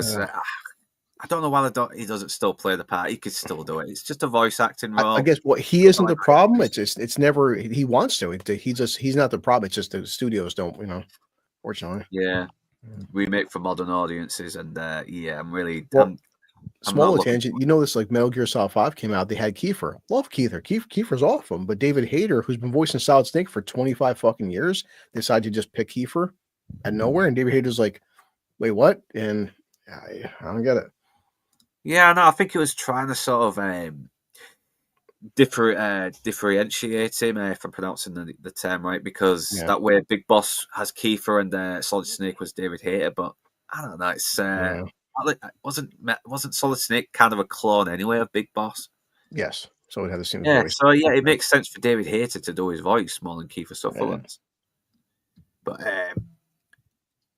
they're obviously running around the searching the place now, and they got the bartender, and the poor bastard, he really fucking gets it as well. He's totally innocent in this. He has no idea where Clint Eastwood's character is, and yet they fuck him up. But he never talks. You got to admire this guy. He's not a tough looking guy, but he doesn't talk. He doesn't give him up. But yeah, even the youngest of the Rojos is fucking laughing his ass off as well. He's even more unhinged as well. He takes proper delight in seeing people hurt. Yeah, and I love this old guy. He's got this great comedic timing as well. Where he spots Clint Eastwood in the coffin, is like, "What are you doing in there? But you're not even dead yet." It's like, "Yeah, well, if you don't get me out of here." And I love it how he rubs his hands as well and smiles when he gets to transport him. I don't know why he does, but it cracks me up. Yeah, so now their best bet is to go to the Baxters to see if they're harding Clint Eastwood. So yeah, they set the fucking they set the fuse and they blow the whole fucking place up, and they don't really kill him. I mean, the Baxters just kind of managed to survive the blast. No, the blast of walls. That's it. Yep. Because the place catches on fire. Again, too, as the friggin' the lights going and stuff here in the background, it's like, oh, it's like hell, isn't it? The music and the build up and just. Yeah, they're going in all hell and fury with that explosion, man. Oh man. And they just fucking gun them down, don't they? They're just like, everyone's like, don't shoot. And they just gun them. They mercilessly gun them. They slaughter them. Which probably was a bit controversial back then for the American market, because Jesus Christ, this is fucking ruthless. Yeah.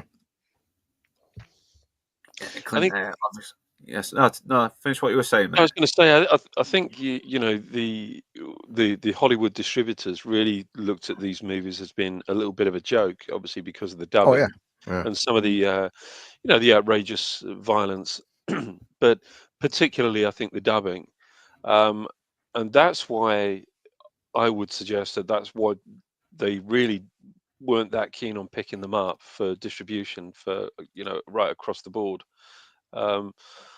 But as soon as this was the one that sort of cracked the market open, they were, all they were doing was kind of welcoming all of these Italian westerns, and they rewrote the western. The Italians rewrote the westerns.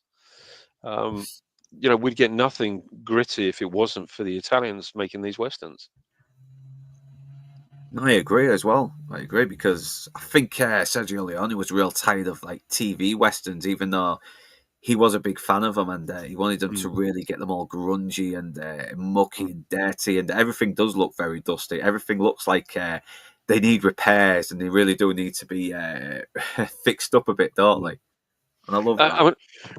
I would even, I reckon if you were to ask Taylor Sheridan about the westerns, the biggest western influences on his work, that he would say that it's going to be the spaghetti westerns.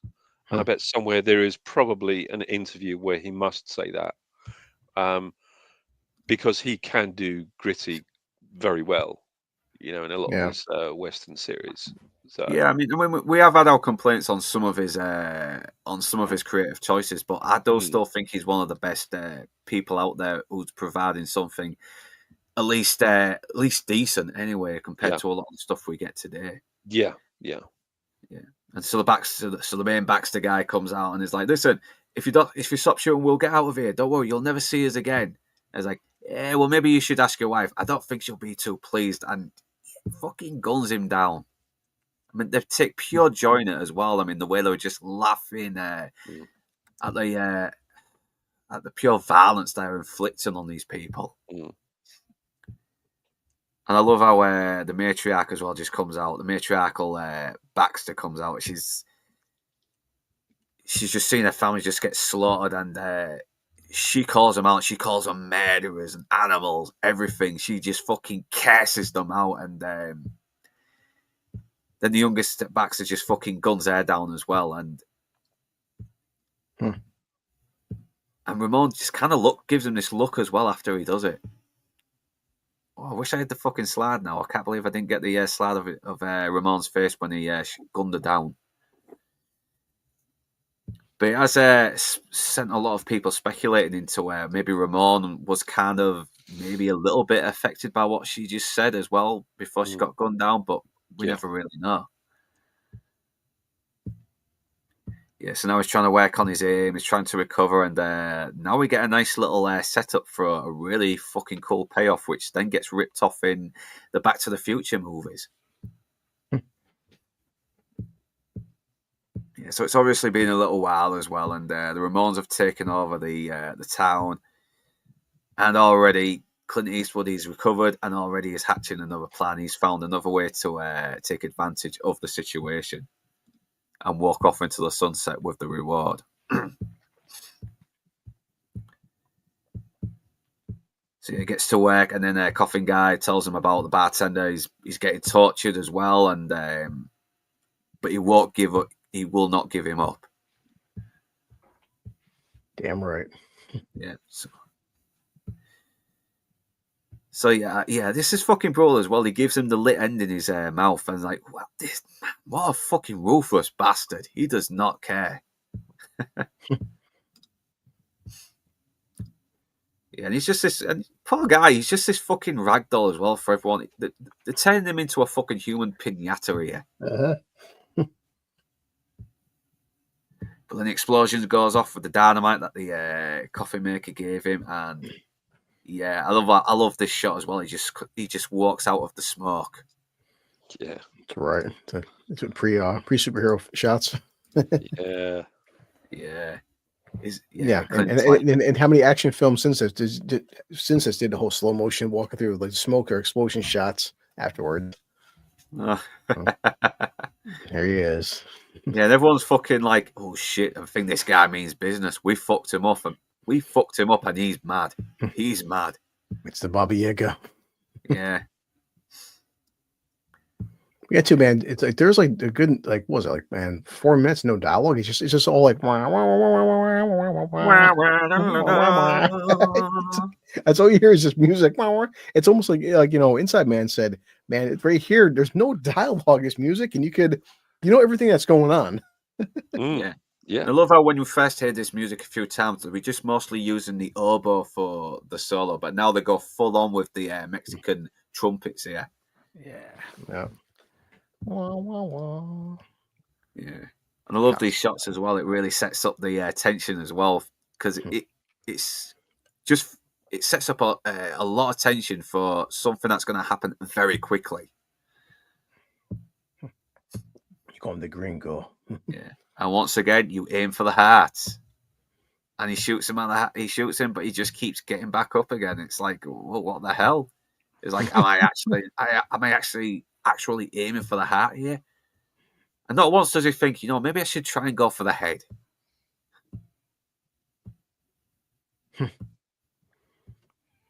Yeah, that would have been a turn up for the I know. Maybe Got just aim fucking higher. Oh, you bastard! Walk that one off, Clint. I know. Aim for the heart, boy. Yeah, and it pays off. He throws down the metal sheet. Yeah. I forgot where he get that from, because obviously, because the armor, they're breaking through the armor, so this wasn't the armor setup. Yeah, we saw it cut in earlier when he was shooting that, because he was shooting this metal plate, wasn't he? And he cut it up. We saw him cutting it out of a giant water tank thing. Gotcha. Yeah, he was cutting it up when the coffee maker brought him the dynamite and told him about the bartender getting tortured. Yeah. Again, too, this was real life rounds just bounced off Clint Eastwood's chest. Yeah. I do like the fact it does knock him down though as well, because he's still going to feel that impact. Yeah. I mean, these are 45 rounds. I mean, a lot of powder in those rounds. You see, look right there, Luke. It's like he's just staring, like after he pulls up the chest plate, just staring at him like that hurt. Yeah. Ow. But he doesn't even say ow or ow. I don't think it's like there'd be some bruising, maybe a cracked rib, and just like staring at him. I like the strategy of it as well, because Ramon could take him down at a distance, so he needs to get closer to him in range of pistol range, doesn't he? Yeah. So that is actually a good plan in a way. Is let him run out of bullets from the rifle. That way I can get up close enough to use my pistol against him. Now, to be fair, his henchmen, there's like 4 henchmen. They all couldn't just take turns shooting him. I know. I think it's because they're out of range. I think they're out of range, though. I think that's why. Because because I mean, bullets fall, don't they? Yeah, I'm not sure whether these pistols at this time, whether the barrels were actually rifled or whether they were smooth bore pistols. I don't think they were very accurate, were they? Well, not as accurate as what they're made out to be. Yeah. Yeah, well, I think we mentioned this before in like the Unforgiven stream, where people just keep missing a lot because they were always shooting with one hand instead of like. Except for Joe. Yeah. Yeah, it's like he shoots the gun out of his hand. Yeah, he guns them all down. Yeah, no problem. Like, all right. And now he relays Ramon's words to him, like he said earlier, when the guy with a 45 goes up against a guy with a rifle, the 45 guy is dead. Let's see if it's true. So I love that. He empties the gun, throw it on the ground. Yep. Like, man. Obviously, he shoots his friend down as well because, he doesn't want to leave him hanging, does he? Hanging around too much. So he's that accurate. He can just shoot a rope away from like 30 yards away. Yeah. With a pistol. With his unrifled pistol. Sure. Yeah. From the hip. It's just so good the way blast him. Go on, son. That's some practice he's put in there. Right. Yeah. Anyway, I started blasting. Bang! Bang! I love Frank. With his 7-shot 6-shooter. Yeah, and I love this as well. They have one bullet. That's all they need now, and they got to reload. And who is quicker on the draw here? Go ahead, son. And Clint Eastwood once again. He reloads his pistol quickly, and you got I love the shots with the eyes as well. Just builds up a little bit more suspense.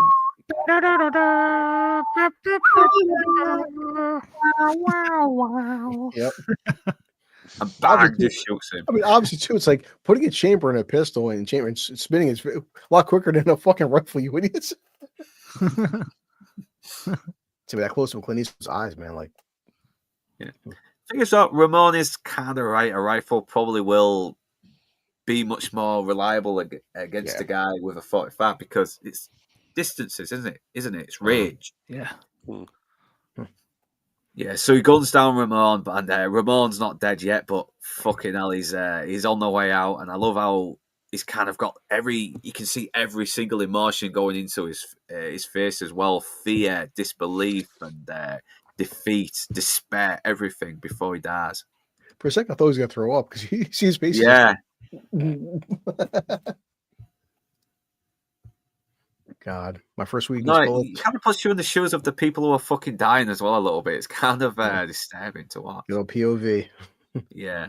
But then the younger fucking Ramon brother who's been hiding, is kind of like that guy you forget about for a little bit, but then comes back. But yeah, the bartender saves his ass. Get right there. A shotgun from a distance, boy. Oh.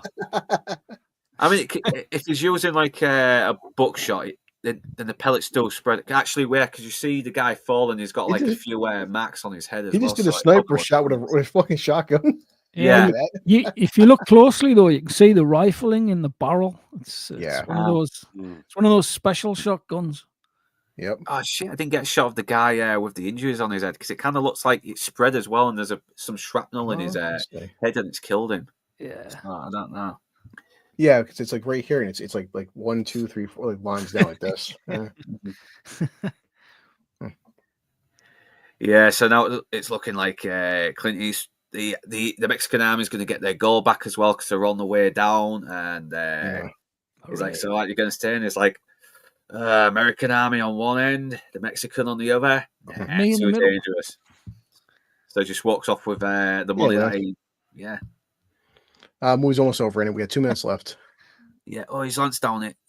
Scroll down a bit. Well, it's also it's cool. We're looking at it now. It says the end. That's it. Instead of like Marvel 16 minutes of fucking credits.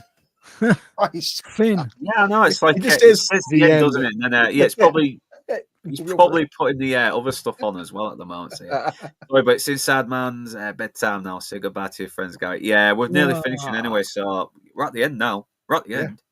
It's the end. Finn. Yep.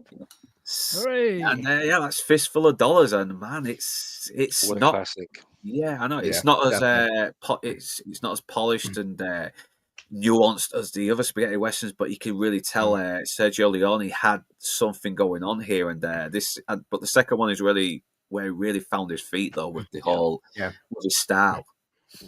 Yeah, the only thing I want to say Inside Man, because he knows this, but before he heads out, is that guys, yes, I mean, I've raised my son to a certain caliber, to certain films, but let's be honest, the four of us, man, this is a film not for my grandkids' generation, unfortunately. Like most kids now, I mean, the Minecraft is number one for a reason. I don't like Minecraft, but I get that, this film, if it came out nowadays, would fucking bomb at the box office. Nobody would. I mean, maybe 20 of us would watch it, but that's unfortunate. This is a product of its time. I hate to say it, but that's how it is. I think, although I think the products of our time have become more and more disposable. So, this is still going to endure. I mean, regardless of whether, this is a product of its own time, I think, it's endured this long. People still love and adore this movie so many years after it, but I think that, if we look at any movies now, I think we're not going to find anybody that's going to want to watch any of the movies that have come out in the last 10 years, 10 years from now. Yeah. All right. Don't worry, you can have him soon, Lance. I think... have fun with your meeting. Anything else you want to say before you go, mate? Sorry, mate? Yeah, I think Lance is getting a bit impatient, so you might have to hop bully. out. Is there anything else you want to say before you do go? Yeah, I just thanks for inviting me on. It's it's always a pleasure to be in your company, and it's just a great film. I'm so pleased that you picked this film. Really happy that you picked this film. I think more people should go out and watch this. And was it Nadia that said that she hadn't seen this one before? Well, of course. Yeah, she's not seen it. That's not Go see it, Nadia. Go see it. Yeah, gotta watch it. Okay, but listen, pleasure being with you all, guys. I really appreciate your time. Nice to see you, man. I shall catch up with all of you very, very soon. All right. Yeah, I'd better. All right. You take care, guys. Cheers. Take care. Bye bye. And it does have some very memorable characters. I mean, every face is very distinctive. Every character, you remember these people. You remember just because they're so very colourful. They're so very lively. They're so very ruthless. They're so mean, but they're so very funny as well. It's hard to forget these people, and even though you don't always know these actors' names, you remember them. You do. They're very memorable, and I just love how incredibly ruthless this world is as well. This is like a lawless environment where morals is kind of will make you a target, unlike most westerns, which was very more about being the moral compass in a very harsh world. Yeah. No, I said, dude. I mean, thanks. I appreciate it, and I know you and Fandad, and obviously Gary and Lance, but like it is, man. It's like these westerns. There's a reason Clint Eastwood became an iconic actor and a household name. And yeah, just westerns, man. Westerns, they're still out there. We still get Magnificent Seven once in a while, or the Three Tenths of Yuma. But it just every genre has their generational gaps. I mean, look, everyone knows it. For a good 15 years, superheroes were flooded, but now we're seeing a slow decline of superhero films. That's every genre has its ups and downs, man. Yeah, it just happens. I mean, and this was happening while westerns were kind of on the decline a little bit, and he just breathed this new life into it. Definitely. But eventually, the spaghetti westerns were kind of sort of have its own little fatigue as well. But the style, I will never get bored of the style. Yeah. I mean, Tarantino has kind of brought that style to life a bit more with by using that style in modern settings as well. Mm. But it's just something about it. I just love how it just goes out of its way not to be conventional. It goes out of its way to be memorable, to put its stamp on in history. It breaks all the rules of Western, but at the same time, it kind of adheres to what makes great filmmaking.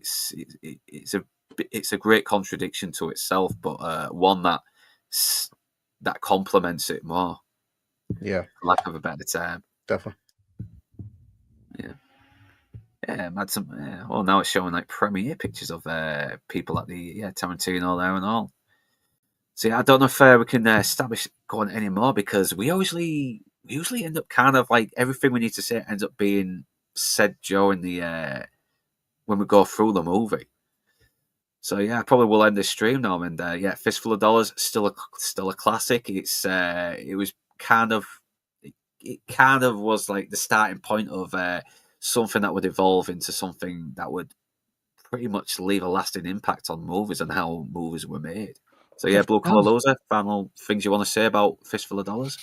No, it's a great movie. I mean, I appreciate it. Love watching it again. And I always say that this film came out before I was born, just much like my son. We watched films before he was born. And I would hope to my eventual grandkids, I get to watch this film with my grandkids. We all say that everybody here that quality films stand the test of time. But fortunately, it's said generations. I mean, maybe my grandkids at some point, they wouldn't appreciate this kind of film, but I hope that quality films, man, they never go away.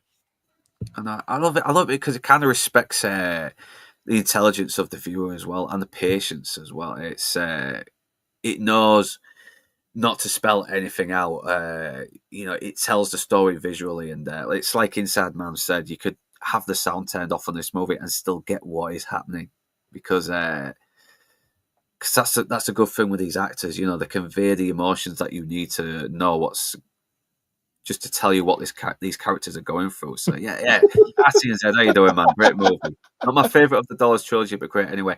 Yeah, I mean it is the weaker of the Dollars trilogy, but it's like I said earlier, you can tell Sergio Leone.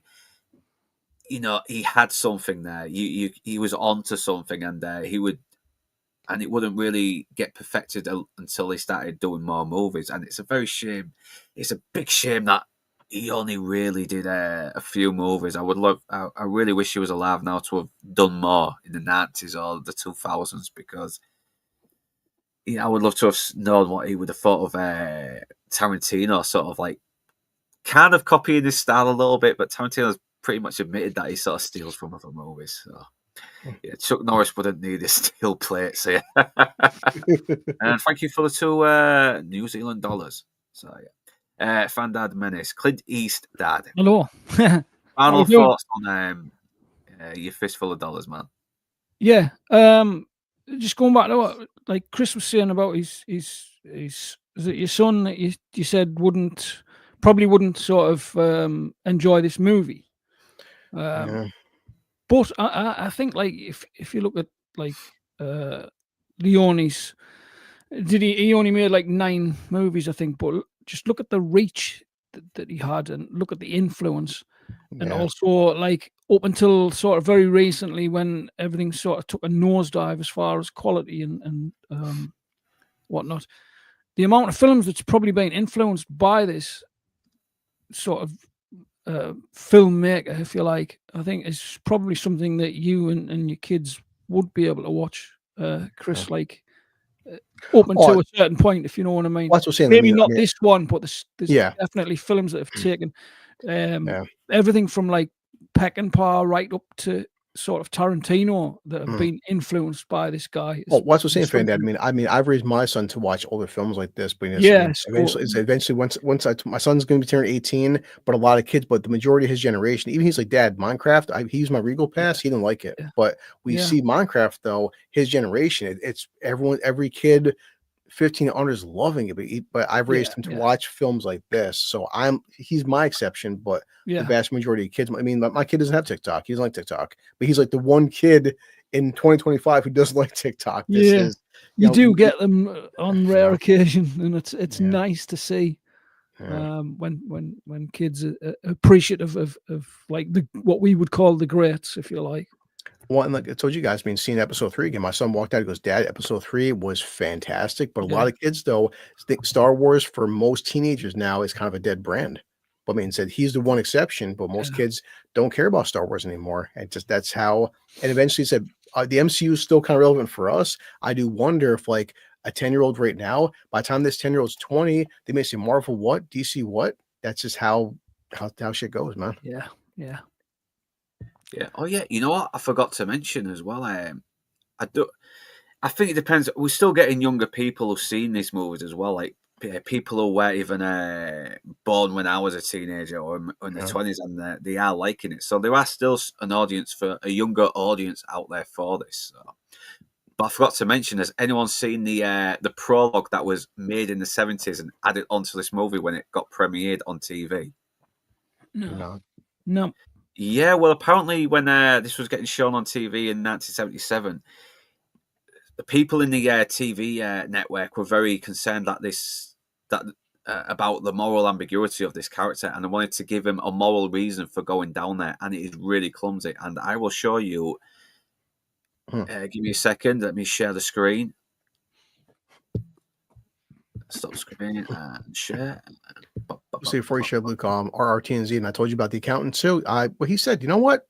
It's a solid, fun film. That's it. I mean, I want to see it. I mean, the wife wants to see it, so we're going to look at screens. And so it's like the first count. You covered it. Not every film is a 10 out of 10. I think it's just Accountant 2, solid, fun, burnt on Affleck. It's it's just a great, simple film. And everybody, we have our 80s and 90s films. Some of my favorite films in the 80s and 90s are just average, solid films. That's all it is. Accountant 2, walked out. We had a great time. It wasn't, it's not going to change my life. It's not the. Oh, you can ask for, isn't it? It's not the film of 2025. Yeah, but Bernthal, him and Affleck, they are having so much fucking fun. I would just take a matinee, go see a matinee. It does actually look like it's going a bit more lighter as well. But definitely. I'll have to see it. I'm going to look for screenings because the wife wants to see it as well. So yeah, it's a matinee. Yeah, we did mention about your Jimbo as well, and you can probably catch it on the rewatch as well. And I hope you do later. But yeah, I want to show you this prologue that was added onto the TV. I don't know if it's a TV premiere or for Fistful of Dollars, but for some reason they wanted to add a prologue that gave him a moral reason to go down into the town, and it just is really clumsy, and it feels very separate from the rest of the movie. I will show you. Let me share the screen. Give me a second. Let's get this up.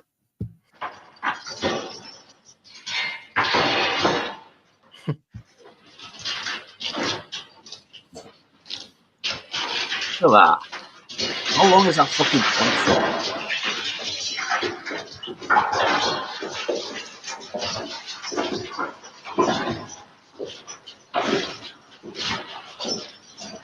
You can tell that is not Clint Eastwood. That was made in 1977, fucking years after this movie. Look at it.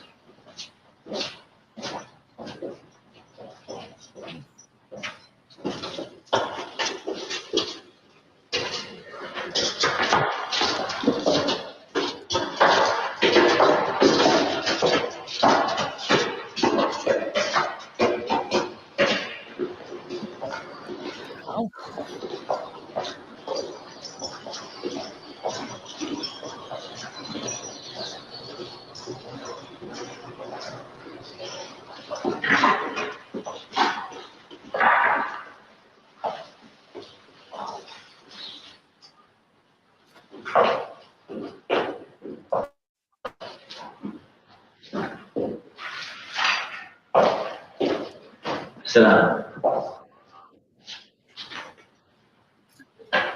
Fucking pod. That looks nothing like the poncho Clint Eastwood has. What's going on? It just looks like it's wrapped around him. It's not like it's put on over him.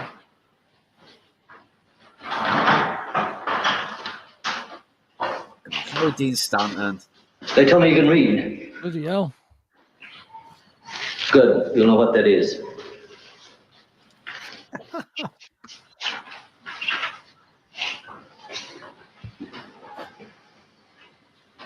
That pardon is yours if you do a job for us.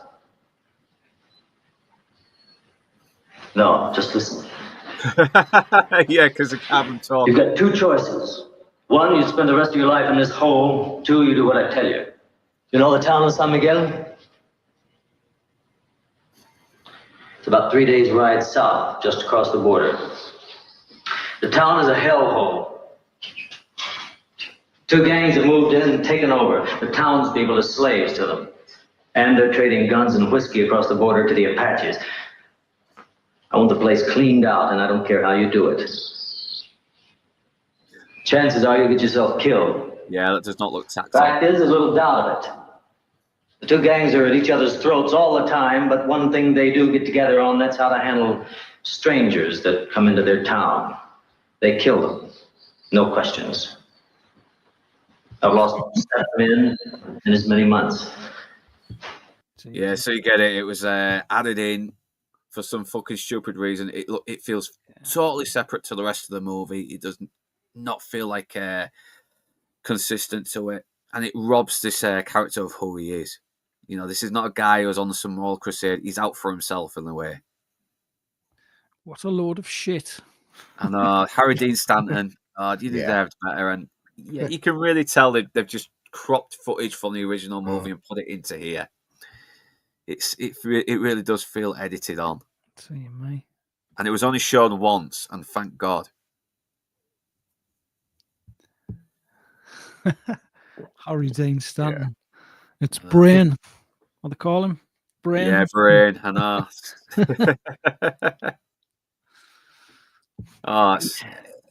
But yeah, I'm so fucking glad that this is not used anymore. But it's not lost. Yeah, it's not lost. I think because some guy had recorded it on a. I think he mentioned he recorded it on a Betamax. I don't know if I didn't know you could record on Betamaxes, to be honest. And he kept it for a long time, and he gave it out to Warner Brothers, and they put it in the DVD on the extras. Yeah. So yeah.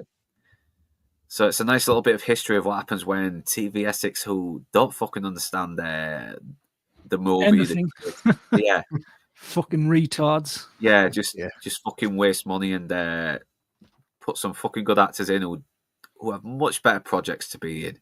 Yeah, but I do like Harry Dean Stanton. He's always good. You can tell he's just doing what he doesn't phone it in. He does what he's given. He does his best with what he's given, and I got nothing against him. This should never have fucking happened. Just leave the film be. It's meant to be morally ambiguous.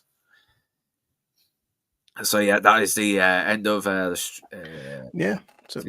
and I'll probably wrap this up right now. So yeah, thanks for the final thoughts, everyone. Thanks for joining me.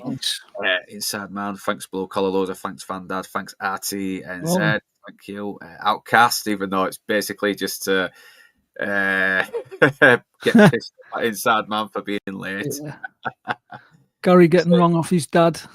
Yeah. Lag back. I don't know if you've been on here before. If you haven't, do subscribe to my guests as well, and hope to see you for more streams, and hope you catch up with more of my content as well, and the same for my guests. Admiral Teague, always glad to have you on. John Beagle, Dad, thanks for joining us.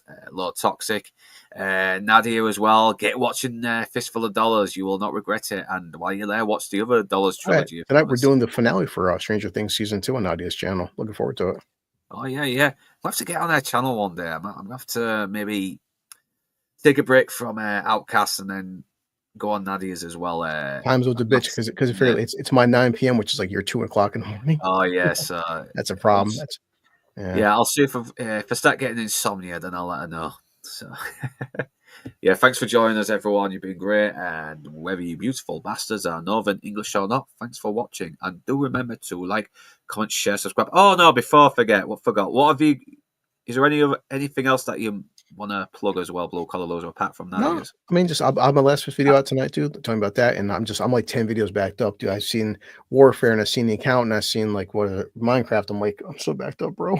So, there's so much coming out right now. Yeah, I mean, I'll put videos out when I can, but I'm not complaining. But obviously, hanging out with you and Fan Dad and Gary for 2.5 hours, Naughty stream. We did Last of Us last night. Not complaining by any means, but you guys know this.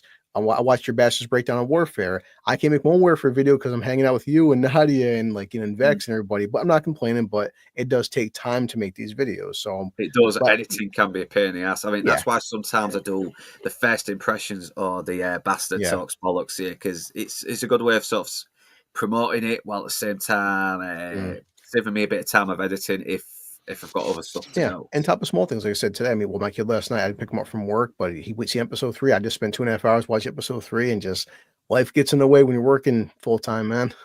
It does. And yeah, Fandada, is there anything else you want to plug? Are you thinking of getting back into the YouTube game, or just still doing the guest appearances? I'm always thinking about it. I don't mind being a guest. It's great to hang out with you guys. It's nice to see you again, Blue. Oh, of course, to be honest.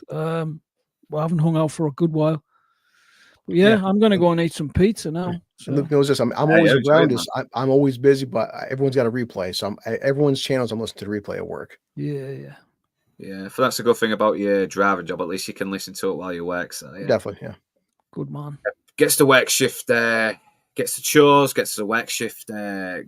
It's fucking spring by quickly. So yeah, and right, yeah, we're wrapping up. I do apologise. So yeah, whether you beautiful bastards are Northern English or not, thanks for watching. And do remember to like, comment, share, subscribe. And if you wish to further support this channel, then the links are in the description below. But right now, that's us done. And we're off to the pub. Can I have spuds, please? Spuds! Good choice. George's song. Listen very carefully. The question comes straight after. Baked potato changed my life. Baked potato showed me the way.